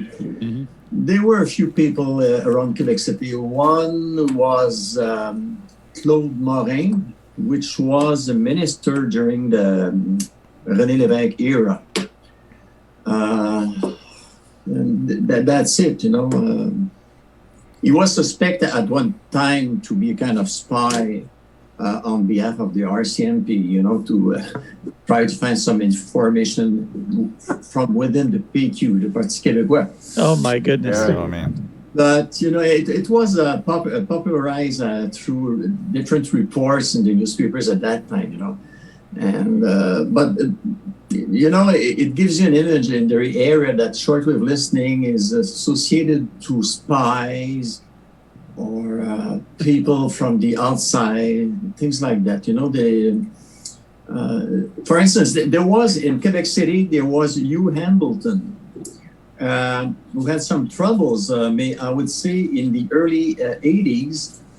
He had a very nice shortwave listening receiver, and every week you received some coded message from the KGB. And Hugh Hamilton was involved in a scandal involving secrets from NATO office in Belgium or something like that. And then everything disappeared. So, you know, when you talk about that, people look at you and say, well, who's the person I'm talking to right now? I remember, for instance, while I was working for Environment Canada back in 84, 85, I was in Kuujjuaq, and I used to bring my ICF 2002 in my briefcase. And during a meeting, the guy just across the table asked me, are you a spy? So, you know. Yeah, I work for CSIS. There was a very funny comment the other day because I went to a park with a little C crane receiver, and I made a video demonstrating that I was receiving the Moscow, Russia number station, the Polytone one, XPA 2 or something. Or was it the Morse code one? I don't remember. But somebody, and I was explaining in a video, you know, why they don't use the internet. Look, just a little radio in the middle of nowhere, you can get, you know, the spy transmissions. And somebody said, yeah, like a guy that pretends to be a YouTuber in the middle of a park in Montreal with a C crane radio. Jill, talk about the old guy in the park that you talked about. You know, it reminds me of people that, you know, you set up the antenna and the reaction you got. Oh, it's just so funny because when I went to a little park that's called Perry Island, it's a small island in the northwest part of Montreal, and there was a table with women. There were like 4 women talking in Arabic. I set up on the table next to them, not very far away, and I start hooking up wires in the trees, and they all look at me like kind of wondering, what actually are you doing? And all the way through, it's like I'm checking that. They're all looking, and they're not, you know, they're like every 10 seconds, they're still looking in my way. What the hell are you, Dad? Plus, the first thing that I do is I turn on the radio. It's really loud volume, and it's like on a ham band, and there's some Morse code, and they all turn and look at me like, okay, what are you doing? But there's this old man that was halfway in the park and there was nowhere to sit, and he was tired. So he gets to my my picnic table and he says, "I'm sorry, could I just sit down for 2 minutes because I'm tired?" And he looks in the tree and says, "Oh, you hooked up wires to make an antenna for your radios." Like, wow, at least somebody knows what's that about. I have to relate this story to people because I think you'll get a kick out of it. Don's been sitting up there very quiet at his master control of that massive antenna site out in Lamont, Alberta, which is a pretty remote place. And I'm sure the neighbors, when you first set up everything, must have been very curious about what was going on out there. But many years back, Gilles Michaud and myself and a couple other guys from Montreal, we went out to Edmonton for a CIDX convention. And this was when you could do really dumb things on airplanes. So we got on the airplane in Montreal and we decided we're flying out west. I prepared this little package of information with a CIDX bulletin and some information about a radio club and how we were into radio and listening to airplanes and all that sort of stuff. And stewardess came by not long after we were on, and I handed it to her and said to her, "Would you mind bringing this to the cockpit? It's some radio information. We're in this radio club and we're flying out west to a radio convention. And if it's at all possible, we'd love to be able to come up and see the cockpit." You can imagine that today, but this is years ago. Well, we're somewhere over western Manitoba, I think it was, or something, and the stewardess comes walking back and she says to us, was it Gimli, Manitoba? I don't know where we were exactly, but anyways, guy says to us, the lady says to us, "The captain will see you now." So I thought, wow, this is great. So the two of us go trudging up to the front. We get into the cockpit, and the guys are sitting back there doing nothing, of course, because the thing's on autopilot. So we start talking. We spent about 40 minutes or so in the cockpit with the guys, talking about radio and all this stuff. Anyways, they ask us where we're going, and are you going to this radio convention and stuff? And I said, yeah, we have this guy that a couple guys out there, and one guy's got this really neat operation that we're going to go and see. He's outside of Edmonton, and the pilot says to me, "Are you talking about this big site with like a whole bunch of big antennas and towers and flashing red lights and stuff?" They knew Don Moman's site from the aircraft. Yep. I mean, that's how big this thing was. And then when we got driven from Edmonton out to his place, what is it, Don? It's like, it's got to be what, 1 kilometer, 2 kilometers away over the horizon. You start to see these towers popping up. It's just the most amazing thing you've ever seen out there. And if people think we're weird, you haven't seen weird until you've seen this guy's setup out there. But that information from the pilot on that aircraft of knowing that site, having seen this thing flying over, was just absolutely mind-boggling. Don, I want to ask you, when you first set up there, what sort of reaction did you get from the neighborhood?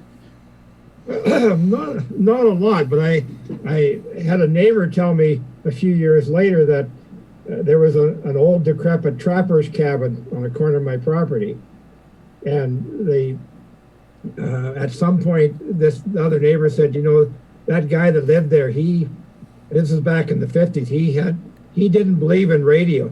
He said that was all black magic. You couldn't get voices out of these wooden boxes, It's very cheap, and he says, now look at this. He's not happy, I'm sure. Full circle anyway. But I don't know what, it's visible from the highway for quite a few miles, so I can only wonder what people think, but I really haven't had that much contact other than probably leave the crazy guy on the hill alone just in case. Yeah, that's I didn't want to say it, but that's probably what's going through a lot of people's minds. You don't want to go near that place. Just stay far away. Well, I think so. And in 2021, I'm not complaining too much at all. For 2020. Perfect.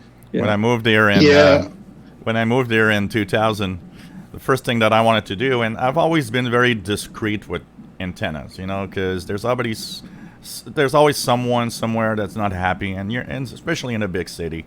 So I go out at night, and I decide that I'm going to put up 100 feet of wire in a tree that I've noticed, but I need to go on the neighbor's lawn. So I go there like at 11 p.m. at night with a very thin wire, and you know, I make no noise. I put up the wire and everything. I'm sure nobody has seen me. Nobody noticed. A week later, the woman that lives in a small house in the backyard on the other side, she looks at me. She says, "What's that wire?" It's like, she noticed the wire? Come on, I don't even see it from my window. It's like everybody notices stuff. Yeah, people watch what's going on. Sorry, Lee, I meant to go back to you after Pierre, and I forgot. I'm curious in your neck of the woods, and I mean neck of the woods, if you've had any weird stories or circumstances with people in the area. Oh, well, up here you can spot the hams fairly easily. There's a club 30 miles away in a town called a city called Presque Isle. That's probably got 30 odd members. What used to be my local club, when I lived a little further north, we must have had all of 10 members. But shortwave listeners, I don't know of any around here. There may be hams in those clubs who are also shortwave listeners, but by nature our hobby is fairly stealthy anyway. You know, it's hard to spot a long wire or a dipole as opposed to a Yagi on a roof. Very little, as far as I know, in the way of a shortwave listener. We seem to be people who are listeners and hams are probably fairly common. People who are hams only are much more common. People who are listeners only, far rarer, I think. Yeah. We do have one guy who's a local ham. He's not a listener, but he publishes something called the Fort Fairfield Journal. And it's like a little bi-weekly newspaper he puts out. And that boy makes Adolf Hitler look like a leftist. Whoa. This guy impeached for governor of Maine, Janet Mills. This COVID-19 is all a government plot. Figures are being inflated. He makes somebody else we can think of look very normal and mainstream. But this guy's a ham. He published a local scanner guide, actually, which was quite useful when I first moved up here. But like I say, as regards shortwave listeners, don't know if there are that many up here. Sheldon. There's a fair ham presence across the border. There's the International Repeater Group, which runs a network of linked repeaters into the Maritimes. There's the local DMR repeater just 2 miles away from me in Grand Falls. Driving into the next town south of here, you see it on the horizon. It's on top of a big blue tower. But like I say, shortwave listeners, they're as rare as chicken, Steve, up here. I'm hey, curious. Lee, that fella, that ham you were describing, sounds like he really fit in down here in Texas. We don't want him, right? But he'd fit right in. And hey, a minute ago, I held up this card, and I'm wondering how many of you can identify that gentleman? That Joe McCarthy? Nah, come on. See the CBC, the Radio Canada? Anybody remember Earl Fisher? Oh, for God's sakes. And Listener's Corner from the late 50s and early 60s? Yeah, that's before my time. Come on, I thought we had some old timers on here. Not one of my ancestors. I didn't realize you guys. Okay, I was kind of fishing for that kind of information. I didn't realize we had just newcomers on here. I'm sorry, guys. I didn't realize how. I wouldn't. Hey, sorry. Some of us are in our 60s, you know, not our 90s. I didn't mean to. Well, some of us are in our 70s. So what? Right. Some of us look like we're in our 70s too. Lee, I wanted to ask you. There used to be. This is going back before any of us, I guess, but. There was one of these monitoring stations in Maine with one of those woolen Weber antennas, the elephant cages they called them. Yeah. Where was that exactly? Do you recall? I think FCC monitoring station in Maine was outside of Belfast. It's just north of Belfast. And from what I understand, it's all automated now, if it's still open. I think Eric probably has the right of it there. Let me just do a quick search on Bullenweber and.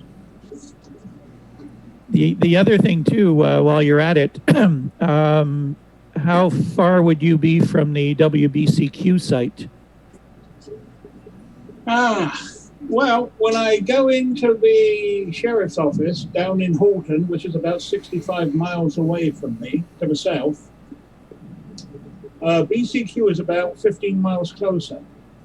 You can see them clearly from Route 1, which is the only major north-south road in this area.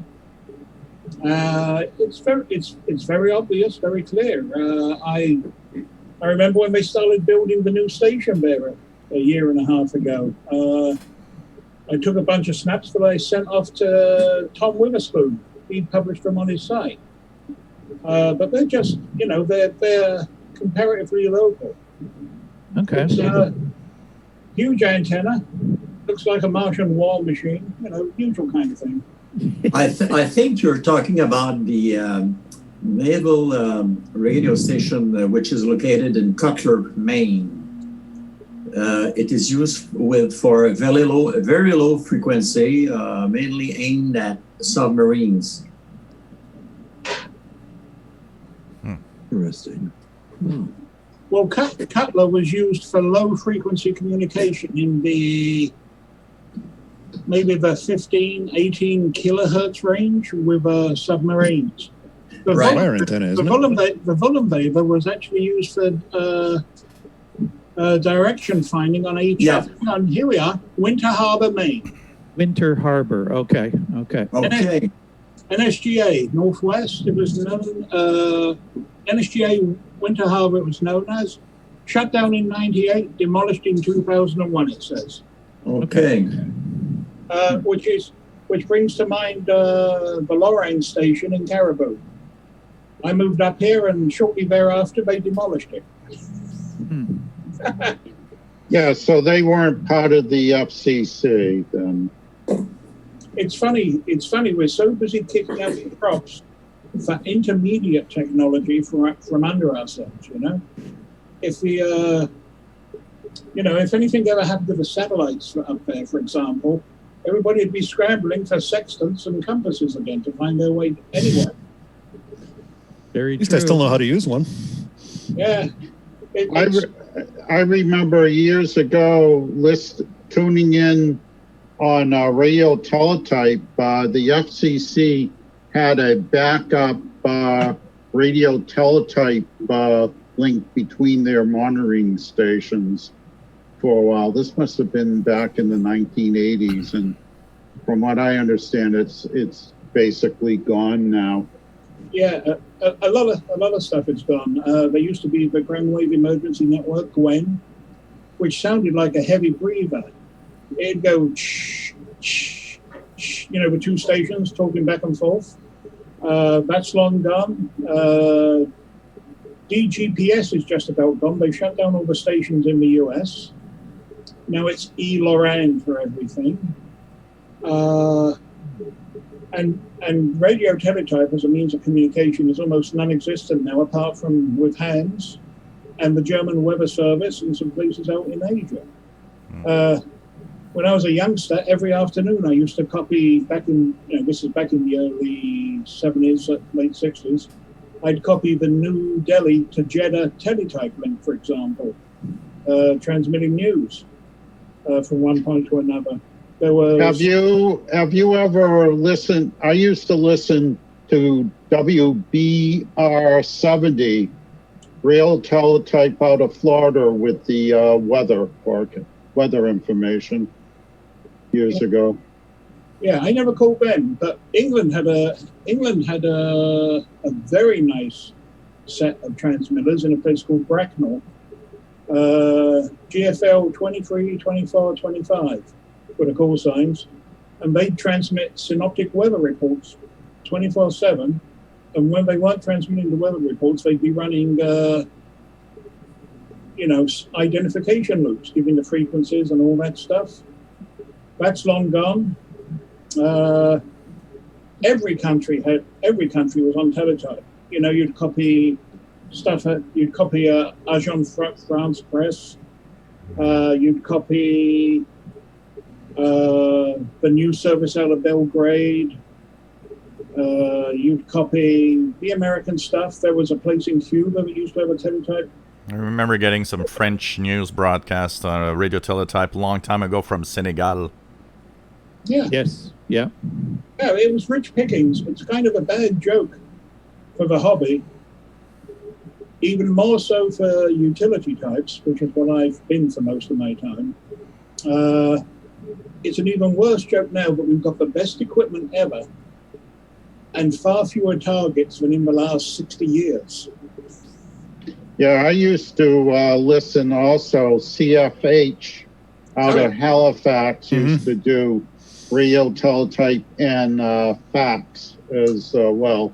And Bracknell used to do fax as well out of Northwood there. The one about CFH that is interesting is that they've been off the air for many years, but last year, by accident, and I think I posted a video about it, for one afternoon, there was a transmission of radio teletype, and I was like, "What? They're back?" It's the only time that it happened, and I was when it didn't come back after, it was like, what, somebody like flipped on the switch by accident or something. I was so surprised to see that it was still there. I was like, wow, look at that. They haven't been transmitting in years. And then one afternoon I hear it, and it was like 5:36, I think. And then it was gone the next day, and I never heard it since. I hate to sound like the conspiracy theorist here, but there was a lot of talk about the WRMI taking over the Okeechobee transmitter site with all the towers and all the transmitters that they had down there, and then think geographically of where that site is located, on the coast, southern U.S. Then this monster antenna shows up in Maine. Two operations that we have absolutely no idea where their money's coming from. Yeah. And yet they're strategically placed massive operations with massive antennas and transmitters and you name it, from organizations that probably, Canada couldn't afford to run its transmitters anymore. We shut and tear down our shortwave station.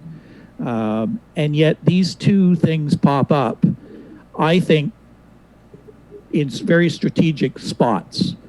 And the same with so many of these religious stations that have popped up on shortwave out of the US that have shortwave transmitting equipment kind of sitting out there. How all these stations get licenses to do what they do and how they afford to pay the bills to run them is beyond me. They tell us, that we broker time and, we sell airtime and what have you.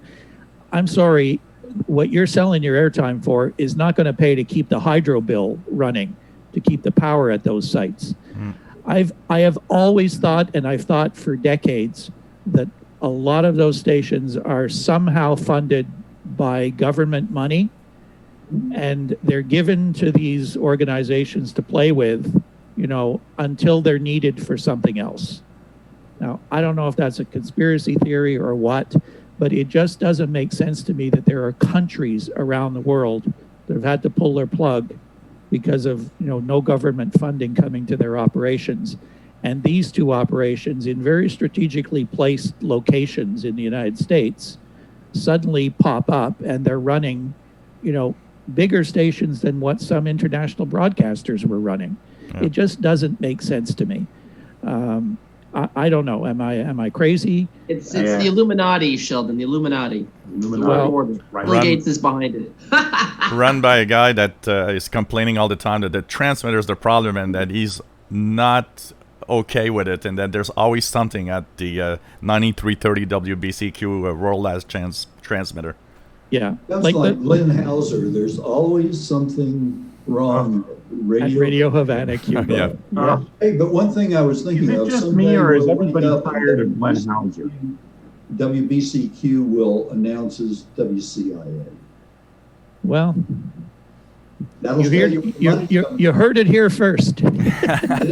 Where's the antenna farm in Maynette that you referred to? It's in Monticello, the town of Monticello. It's about a mile and a third to the east of Route 1 itself. For what it's worth, Monticello is a little strip town running up and down the sides of Route 1. Most everything runs up and down the sides of Route 1 up here, because there's no real major east-west road up here whatsoever.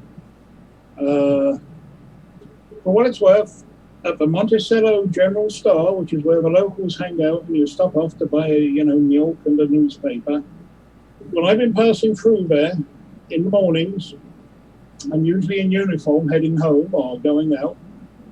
And, you get to talking to the locals and, hey, how about that antenna?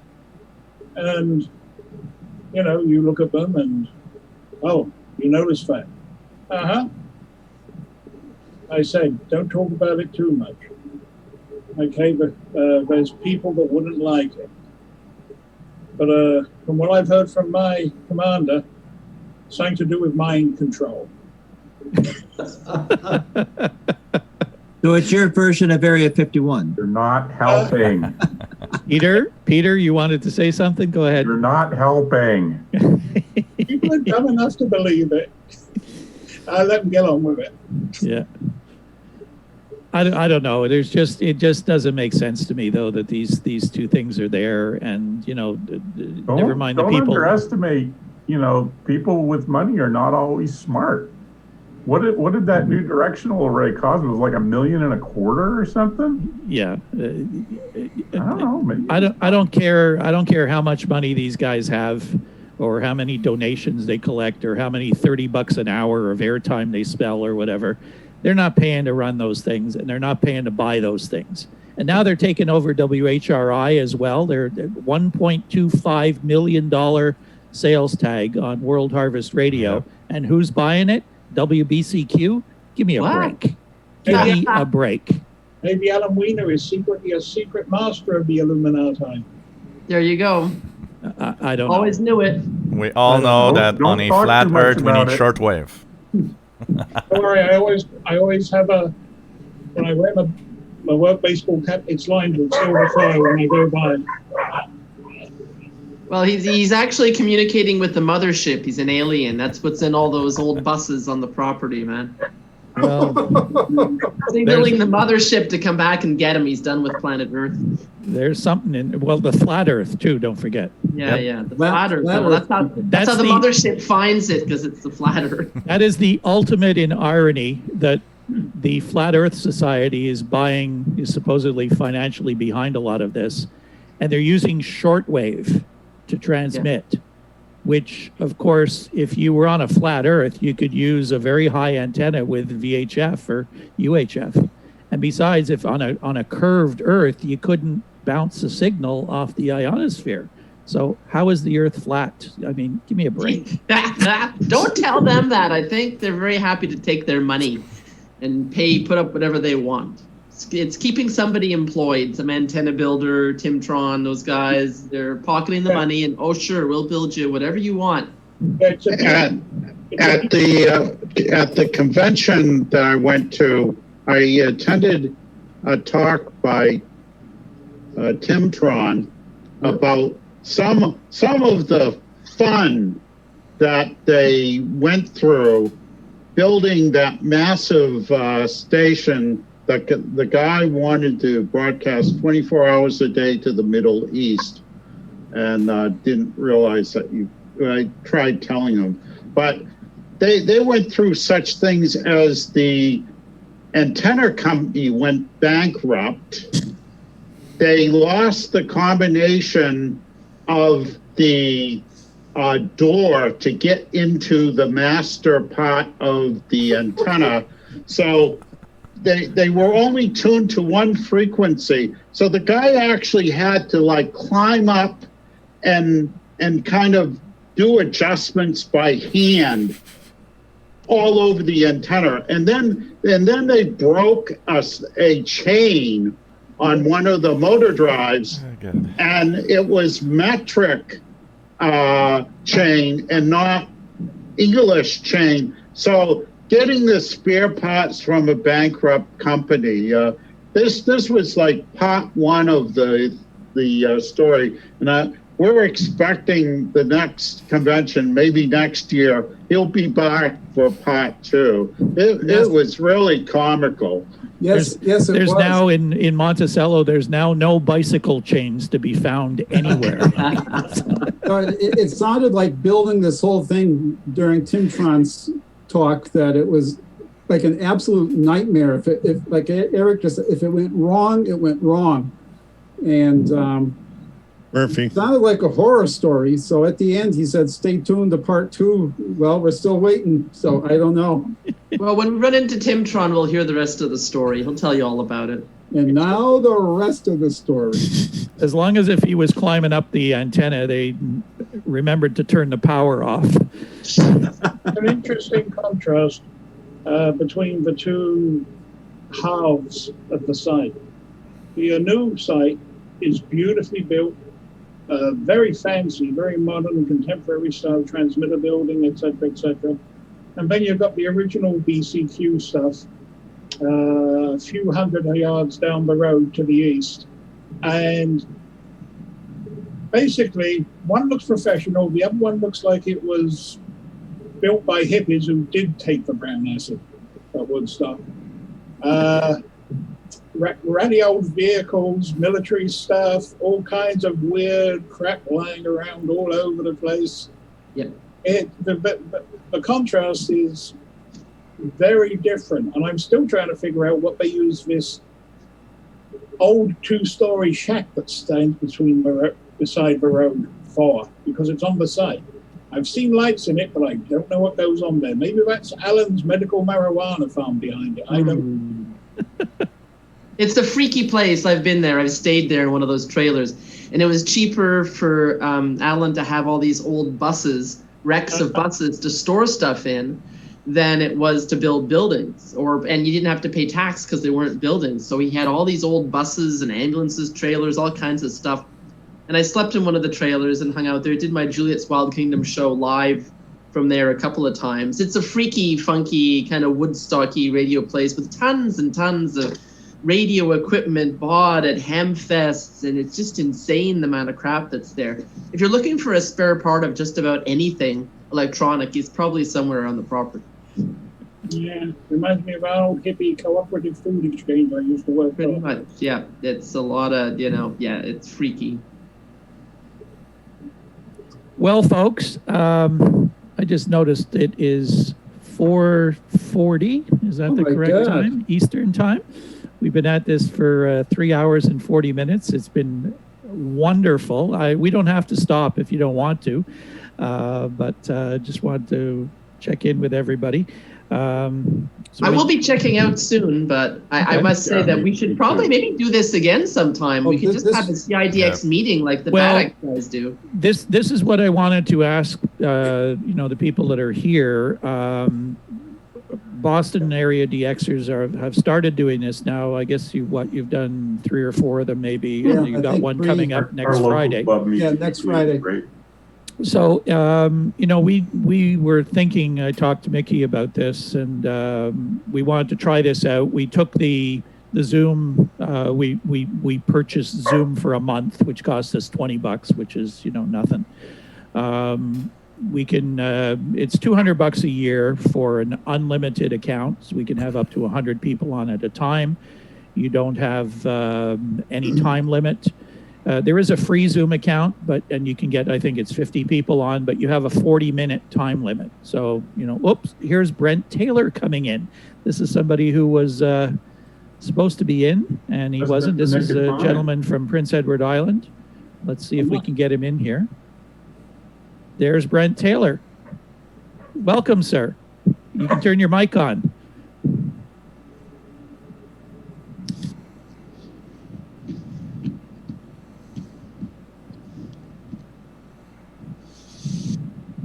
He's very quiet. He's in PEI. It's always quiet in PEI. He's a Canadians fan. They're all quiet. Hey, watch it. We won last night. Mr. Taylor, welcome. I have not met you before, but I know Mickey has crossed paths with you at some point. How are things in Prince Edward Island? Need to turn your microphone on.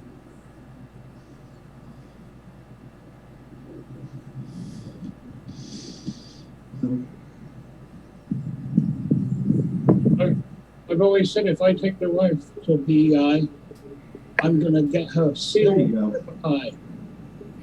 Okay, I think I've unmuted now. Is that all right, gentlemen? Yes. Right. Now you're good. Now you're good. Welcome. Thank you very much. Introduce yourself to everyone that's here, and welcome to the group. Thank you. I'm a little bit late. My name is Brent Taylor. I live in Prince Edward Island, and I've lived here since 2007. I've been a ham radio operator since 1984, originally with a couple of calls that were VE1 calls, and then when I moved here to PEI, I picked up VY2HF. And I'm also W1PJ in the United States. I have the extra class license from down there. My main love for radio, though, starts in the early 70s with DXing. I was growing up in Montreal. I was a member of CIDX and NASWA and all those shortwave groups, and also the National Radio Club. And I've been bitten by the DX bug ever since. So for me now, it's been about close to 50 years that I've enjoyed the hobby. I've never made it to Greenfield Park for one of these in-person ones, but I guess I'm not being there. It might be a little better there. Better. Yeah, sorry about that. I've never made it to Greenfield Park, but I've watched remotely on occasion from the back deck when you've got the barbecue going, and Jill and you are doing the interviews and talking, and I just love it, and I can't wait to go. And actually, I had planned to go. Neil Wolfish and I had kibitzed about meeting up there, and now we have this COVID thing. One of these days.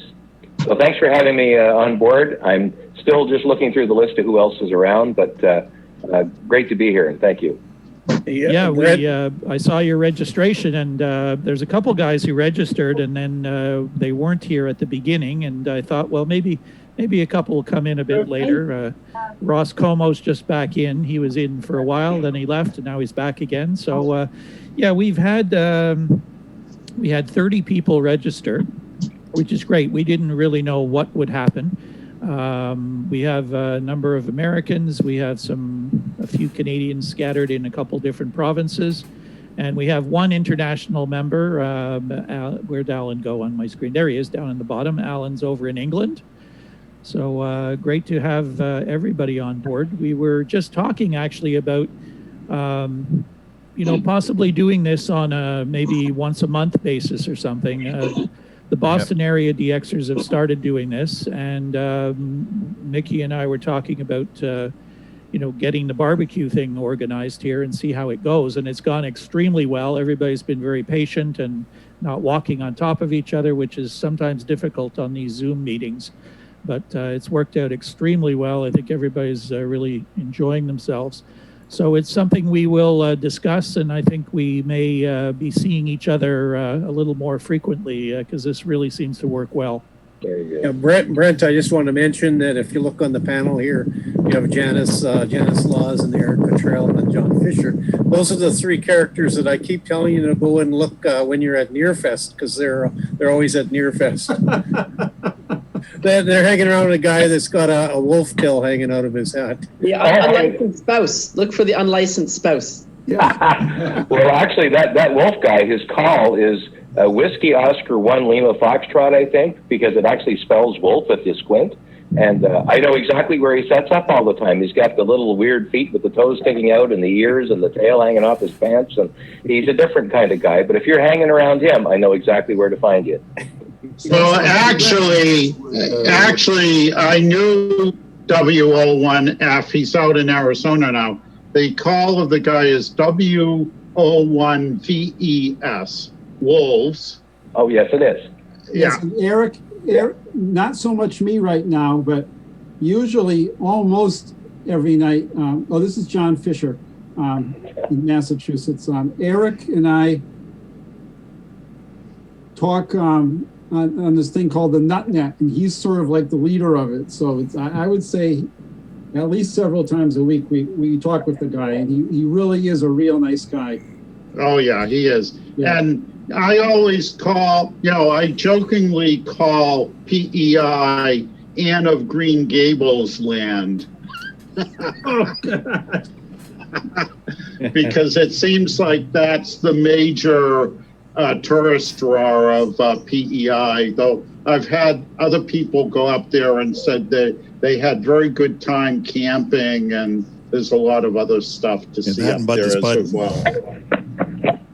Janice, you're off now? Janice, you need to Well, leave. yeah, I've got to get going. But yeah, I think of PEI, I think about potatoes. But anyway, you guys think about Idaho. I think about PEI potatoes. They're great. And Maine potatoes, too. Janice, I'm just having that cerveza you gave me a few years ago. Oh, well, that's Very good. Finally enjoy it from Cuba. Thank you. Yeah, I have to get going. I have to drive out to Cornwall if some girls out to our social distancing dinner things we have in parking lots in strange places. But no, it's been great seeing everybody. It's good to see everybody with COVID. I definitely think we got to do this more often. I think I vote for let's have maybe a regular CIDX meeting once a month, and I think it's a good use of club money. So I vote for yes. So we figure out when or what day of the week or whenever it suits everybody. Perfect. But yeah, like what is it? 4 hours went by like nothing, hanging out with you guys. I can just listen to you guys for the rest of the evening. I just did it. I thought, it would peter out by now, but we're still going strong. Well, you know what I'll do. I'm going to send another email out to everyone in the club. We've got the distribution list set up to all the members with the link for them to go check it out on YouTube as well. Because for those who might have come in late, we are capturing this and going to make it available on Gilles' official SWL channel.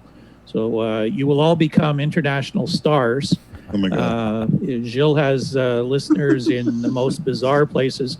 A little funny story before you leave, Janice. We got back in April, as a result of Gilles' channel, we got a request. We always put out an offer for a sample bulletin to everybody, but we always tell people you only get one freebie. Well, then if you want to join, you can join the group.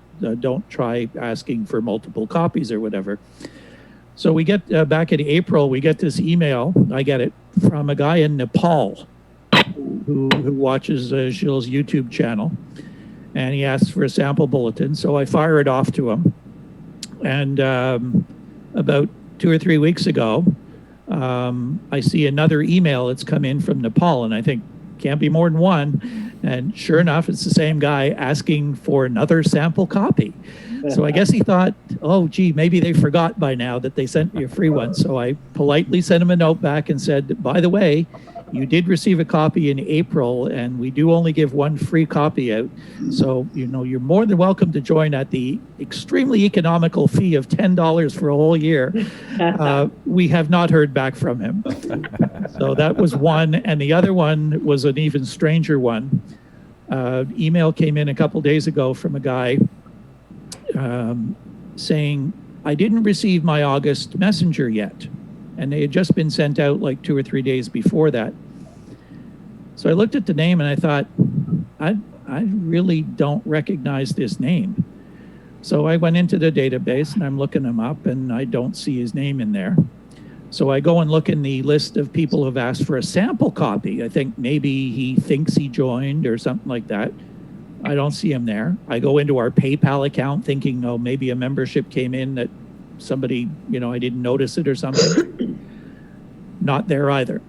So I sent him a note back and say, got your request. You didn't get the August edition. I said, it might be because it looks like you're not a member. I said, you're more than welcome to join, but I said, I really don't have your email address. I don't have your name anywhere. Something's just not right here. So send off the email to him. I get it. 3-word answer comes back in an email. Sorry, my mistake. So I don't know how that happens or what the basis behind that was, but it's always a great mystery sometimes, the mail that comes in. Anyway, thanks again, Sheldon and Jill, for carrying on the International Radio Report. It's been great listening to you guys. And every Sunday morning, I've been, remember at first, the CKUT was shut down. And then when you guys started doing the pre-recorded stuff, and I listed it on my Google Home thing. Yep. And faithfully. And it's during the beginning of all this pandemic stuff, it was really a comfort to hear your guys' voices and be able to hear you talk about radio and stuff. And just, even though we couldn't see each other, and it was so soon after the fest and everything, it was a bit of a shock thinking I wasn't going to see you guys. So this CIDX barbecue has been great. It's been great to see a lot of people I wouldn't necessarily have seen at Sheldon's place in Greenfield Park. So like your cousin. Yes, and maybe a cousin. I'll send you my family tree stuff there. See if there's a replied to your message. Come on, we can't be both Laws from Montreal and not have some related. I mean, we're both white, What are you gonna do? There's some relationship somewhere. Anyway, I've got a buzz, but let me know when the next one is. And it's been great seeing you guys. And we got to keep doing this until the world gets back to some semblance of order. And we used to have the club meetings every month at your store back in the day. Yeah, it's and going back a long way now. And we used to just have the barbecue and the Christmas thing. But now with Zoom, I think it's a good idea to have our meetings continue on Zoom forever. Yep. I think it's great. All right. All Bye, right. guys. Love Take you it all, my easy. video Be brothers. safe. Take care. Bye, Janice. Take care, Janice. See you soon. We'll get out of here. Janice mentioned how fast this Zoom session seems to have gone, and I'm reminded of watching Jill's YouTube, where I start watching, and all of a sudden, it's 3 hours later. Quite dark outside, but you kind of get the idea, because I've been watching for hours and haven't kept track of the time. So, I'll be another of those people, Sheldon. I think it would be a great idea to do this monthly, just for the camaraderie, because, Anarch conventions Anarch conventions haven't been around for a long time. Right. But, there's no real opportunity for this group to get together, especially these days. So, I just let me know. I'm happy to be here and hang out and listen to people. And as I said earlier, I see a couple faces, people I've met, but I see a lot more names of people that I'm familiar with. So this has really been cool. Thank you for getting us together. Well, one thing that this brings to mind, we haven't used it today. Some people have been holding stuff up to the camera, QSL cards and things like that. We have this neat feature with Zoom as well called Share Screen. Yeah. And you can actually show, like I've done this. I've done a number of seminars and webinars, they're called, for my other hobby, which is bird watching. I've actually done some webinars for an educational group in Montreal here called Learn Quebec, and they're developing curriculum for online classes. And some of it is like serious learning and others is recreational. And they asked me to do a series of webinars on bird watching. And we ended up doing 4 of them. And what I do is I prepare my PowerPoint on the laptop, and then you go on Zoom, hit the share screen, and you guys all see what's on the laptop or on the computer. Ooh. So we did this on the BADX meeting last month, where we took the messenger and put it up on, I put it up on the screen here to let people in the BADX group who weren't CIDX members take a look at it to see what it looked like. So I was able to scroll through the pages and whatever. And anything that you can see that you can put up on your screen can be shown to everybody that's on Zoom here by using the share screen option. So we have a whole bunch of things that we can do with this, as well as just talking to each other. We can do little instructional things. We can show, collections of things that we might have. There's lots of different things we can do with it. Today was just the sort of the trial run to see, how many people we'd get out, what we could do with it, how interested people were in it. And I think everybody's, stuck around as long as we've been going. It's coming up to almost 4 hours exactly. And it's a great way to share information with people, to, we can go out and walk around, show our installations. I know somebody asked me to demonstrate this loop antenna that's up in the back here. It's kind of awkward to get it up and running here, but we even did some of that. We had people listening to each other's radios online here through the Zoom. There's all kinds of stuff we can do with it. So we could even somebody wanted to do a little feature at each meeting, we could have a guest speaker even come in to do something. We're doing that with our birding club. We're planning all our meetings throughout the fall, where our guest lecturer, who would normally be in a room with us at a meeting, is now going to do their presentation through Zoom by showing their presentation online to us through the screen share.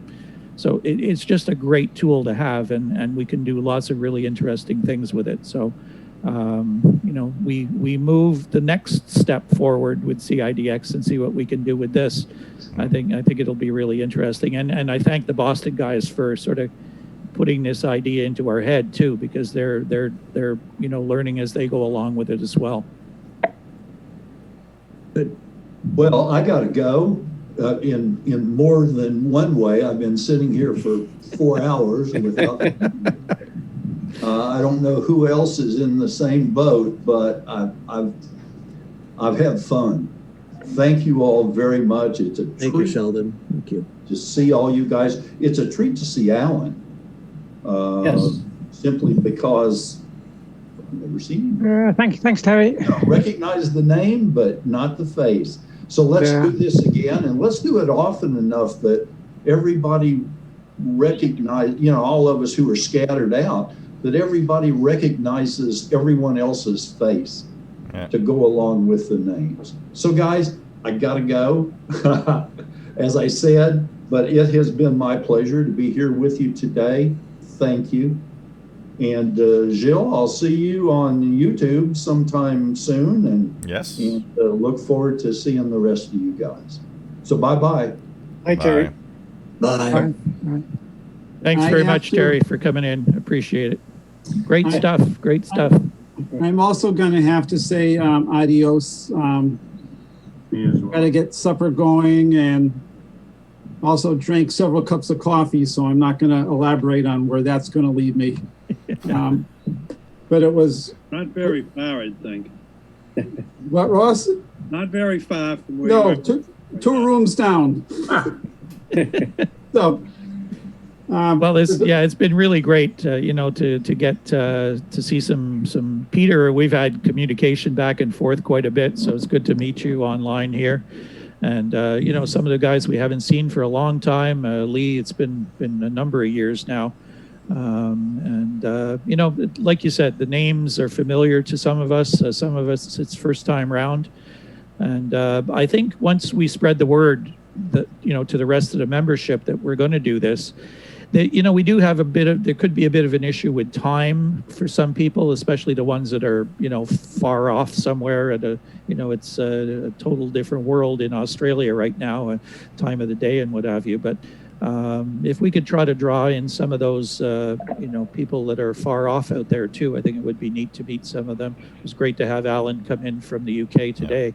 I thought 1 o'clock was a good start time for the weekend so that we could get, it works out pretty much for all of us here. But we'll discuss a little bit more. I may send like some kind of survey or something out to people to see, what days of the week might be good, or should we keep it on a weekend, or what times, that sort of thing. Just try to get some feedback. If you think of anything, you can always email it to us as well, and we'll try to get things organized and do this again for sure. No, this has been fantastic. So I'm going to say 73, everybody, and Sheldon, thank you very, very much. This really was great. I really enjoyed it. So that's 73s, John. Okay. And, take care, John. Okay. And yeah. Also, it will probably end up like typical ham club meetings where you have clubs with 150 people and only like 20-25 people show up at the meeting. Well, that's their loss if they don't participate. We can't twist our arms, but I think the word will get out, and we'll see.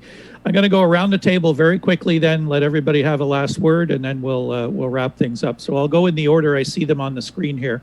We'll start with Peter. Oh, me. Yeah. Yep. Thank you for doing this. Yeah. At least quarterly, if not monthly, that would be great. And think about varying the times to catch some of those international folks, I wouldn't mind getting on early one morning or something, or late one night if it works out better for people on the other side of the world. It's been great. Good idea. Okay. Thank you, Sheldon. Thanks, Peter. Bye-bye. Thanks, Peter. Don? Yeah, I'm all for it. It's been great to see everybody and share ideas. So count me in for anything in the future. Sounds good. Thanks a lot, Don. Next on my screen is Gilles. Gilles Letourneau. Gilles Michaud is gone. So I want to thank you, Sheldon, for setting this up, because without your efforts, well, this would not have happened. It's fun to put a face to some of the names that I've heard, but I've never seen. And I think, I don't know, a monthly meeting or that would be a great idea. And, it would also diversify who's on. Some would be on a month, and new ones would be on also. It depends on, the availability of everybody. And, it was really, really a lot of fun. And time flies, and it's just funny because I heard my voice in your voice, Sheldon, earlier, because you looked at your clock and you said, well, we've been on for 3 hours and 25 minutes now. That sounded like me on YouTube. So really cool, and I think regular meetings are going to be fun. All right, thanks very much, Jill. We'll be in touch. We'll hear ourselves on the radio tomorrow morning. Yes. All right, Mickey, you're next. Hi there. Hey, Ross, I see you're back. Was that fellow that you were thinking of from Transworld Radio? That would have been Chuck Roswell? Yes. Yeah, for sure. Yeah. That was a trivia question. Yeah. I guess my trivia skills at the moment need a little batting practice, Well, you seemed to do well a couple of years ago. Yeah. Somehow, I don't know how, but I did. Yeah. Anyway, the skills back. Yep, this is a great idea. Great to see everybody. Brent, it's too bad you got here late, but good luck to the Canadians. My Dallas Stars aren't doing so well. They got to learn how to score. And Alan Rowe, it's great to catch up with you, and thanks for your contributions to my column and CIDX, and to everybody else. We'll catch you again. Well, good to meet you, Mickey. All right, John, you're still here. I thought you were gone.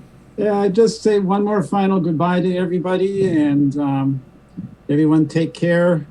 I know it's a cliche, but stay safe, and definitely have to do this again. This was fantastic. So take care, everyone. Bye. Bye, Pierre. Bye. See you next time. Okay. And next on my screen is Nigel. Yeah, think it's worked really well here, and it's great to see everyone, and absolutely hope we can make it a regular event. Sounds good, and we'll figure out how to get your volume cranked up next time.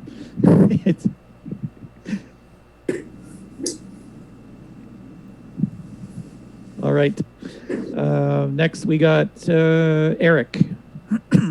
Okay. Yes, I'm really gung ho for monthly or bi-monthly, whatever get together. These are really great. It's good to see everybody. It's good to see Lee again, and some of the other people that I've only heard of by name. Good to see Jim, and I hope everybody goes good and have fun with the new version of SDR Uno there, Gilles. Just install it before the meeting. Yeah, try a couple of my plugins and see how you like them. Cool. I'll give you news. I've gotten some positive responses from them, and I'm really glad about that. So see you all later. Bye. All right, thanks, Eric. And Jim, you're next. Yeah, okay. No, that's been great. It's I wasn't sure how this was going to go, but it seems to have worked out very well, and I'm all for doing it again for sure. I think it'd be great to have a rather more regular get together. I rather miss the meetings we used to have on the South Shore, even though it was tougher for me to get to them. But these are a piece of cake, so go for it. Yeah, you get great gas mileage on these Zoom meetings. Absolutely, and I don't even have to get on the bus. There you go. All right, thanks, Jim. Lee, you're next. So, guys, it's been a pleasure to see old friends and make some new ones. I'm wondering what happened to all the young people I used to know. What the heck? Everyone has gone old but me. Damn it. Anyway, a pleasure to make your acquaintance or remake old acquaintances. Good idea, Sheldon, and thank you for doing this. That's you there, see that? No, okay. The wife is a technophobe. She doesn't realize she's on camera. It won't steal your soul, honey. Okay. Alan, good to see you're a Shaun the Sheep fan. Shaun the Sheep fan. Yeah, see? Yes. Shaun the Sheep right behind. Yes. It's a pleasure, guys. I hope we do this again. And given the way the world wags now, this little nasty disease probably ain't going away anytime soon. So we should plan for the worst rather than what we would like. So, yeah, more electronic meetings are a good idea, Sheldon.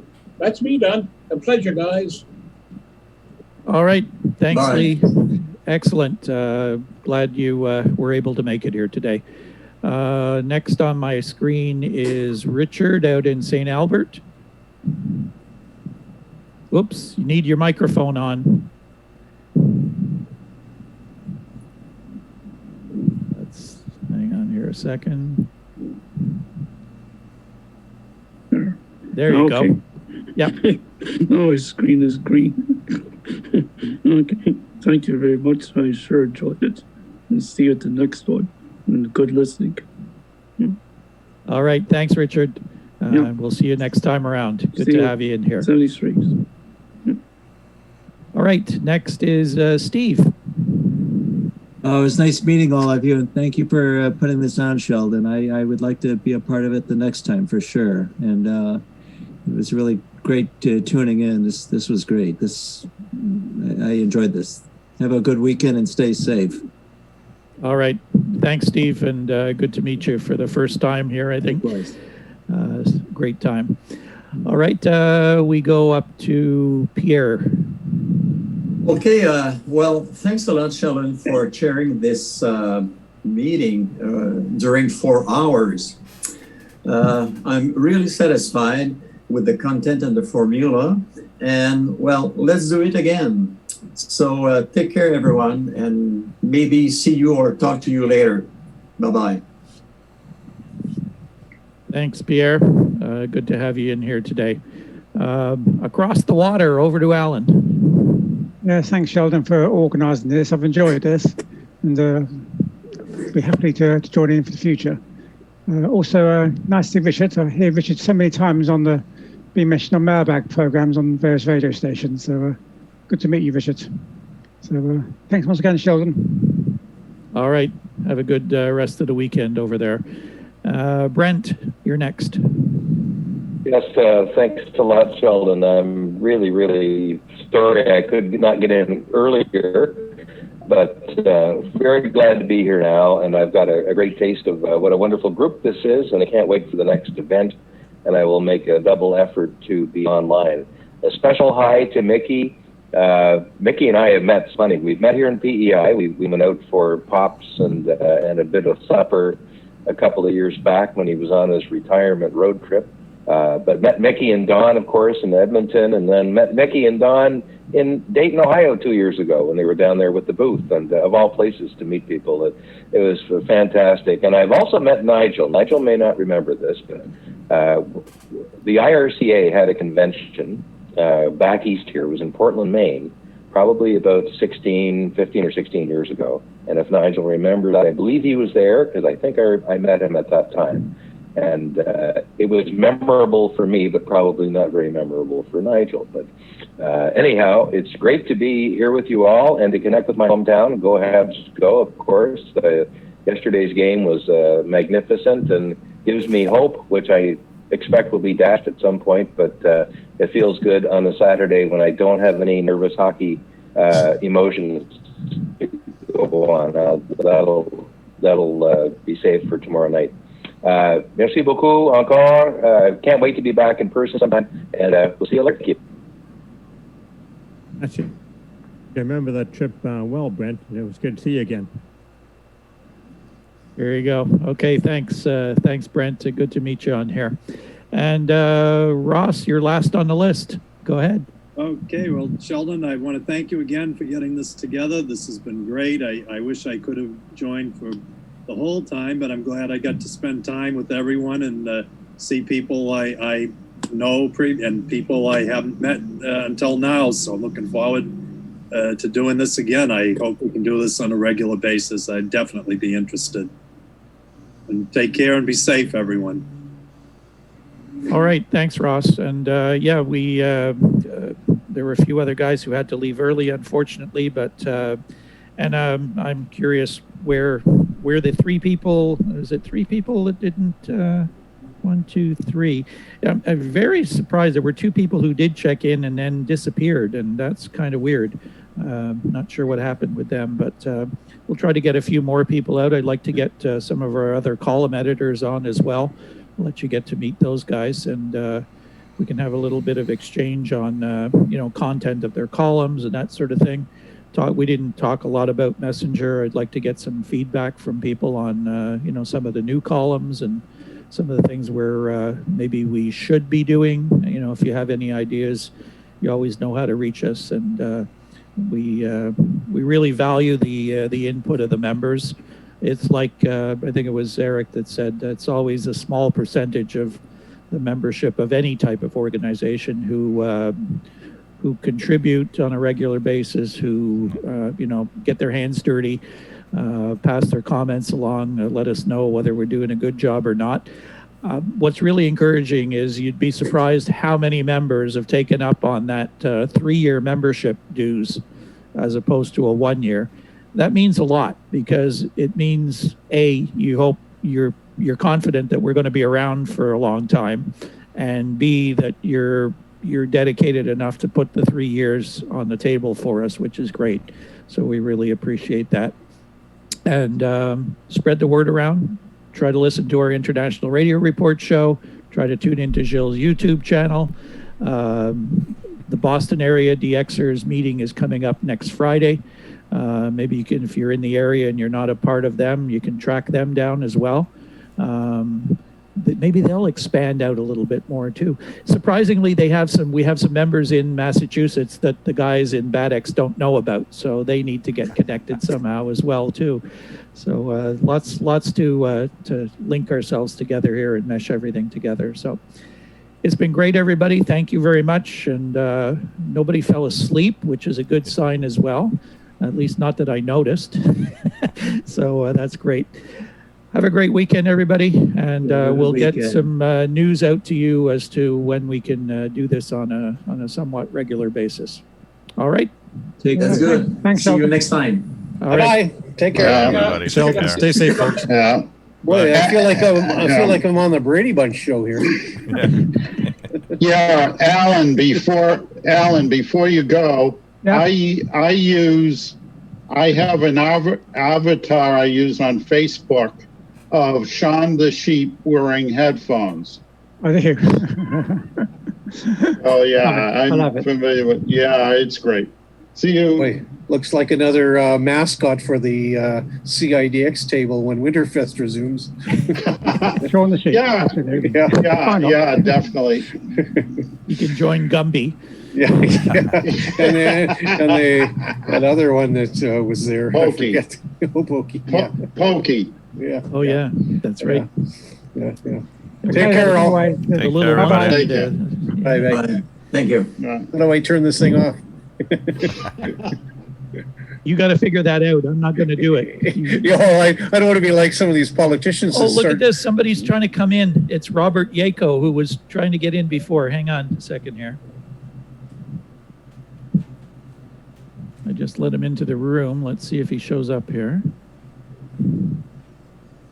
It can be a little difficult for first time. That I had trouble, even though we tested this out. Yeah. Because it asks you for that group name, Right. which Robert, whoops, connecting to audio. It says, let's see. Give him a second here. Robert's been a member for quite some time, but I've never spoken with him. I can't even remember where he's located, to be honest. It's the problem with emails. Now we don't see mailing addresses anymore. So we don't know where people are. It's just saying connecting to audio. So Brent, do you still get regular reception of 960 out of Calgary? I wouldn't say it's regular, Mickey. I haven't had a good antenna up for a couple of years, but I have a loop that I'm about to put back up again in September that might do the trick for me. I've heard Japan and Korea on the loop at 9 o'clock in the morning in November.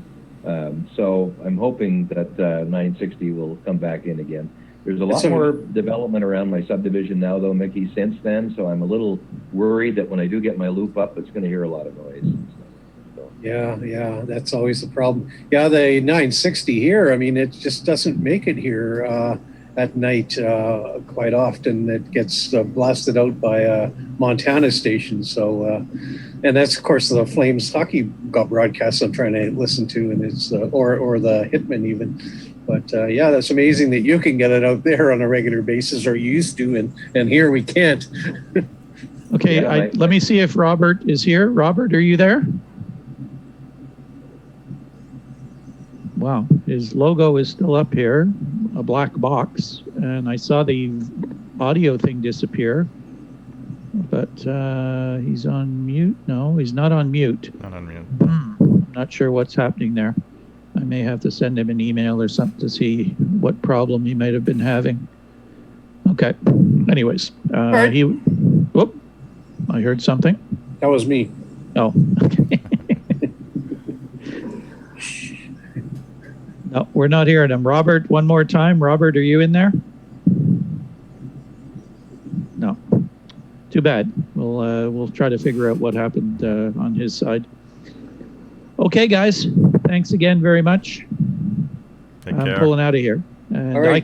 I can end the meeting and kick all of you out, or you can stay on here if you want to chat some more. It's up to you guys. Take care, everybody. Bye now. Bye-bye. You're Take leaving? care. Thanks, Sheldon. for Okay. everything. Down to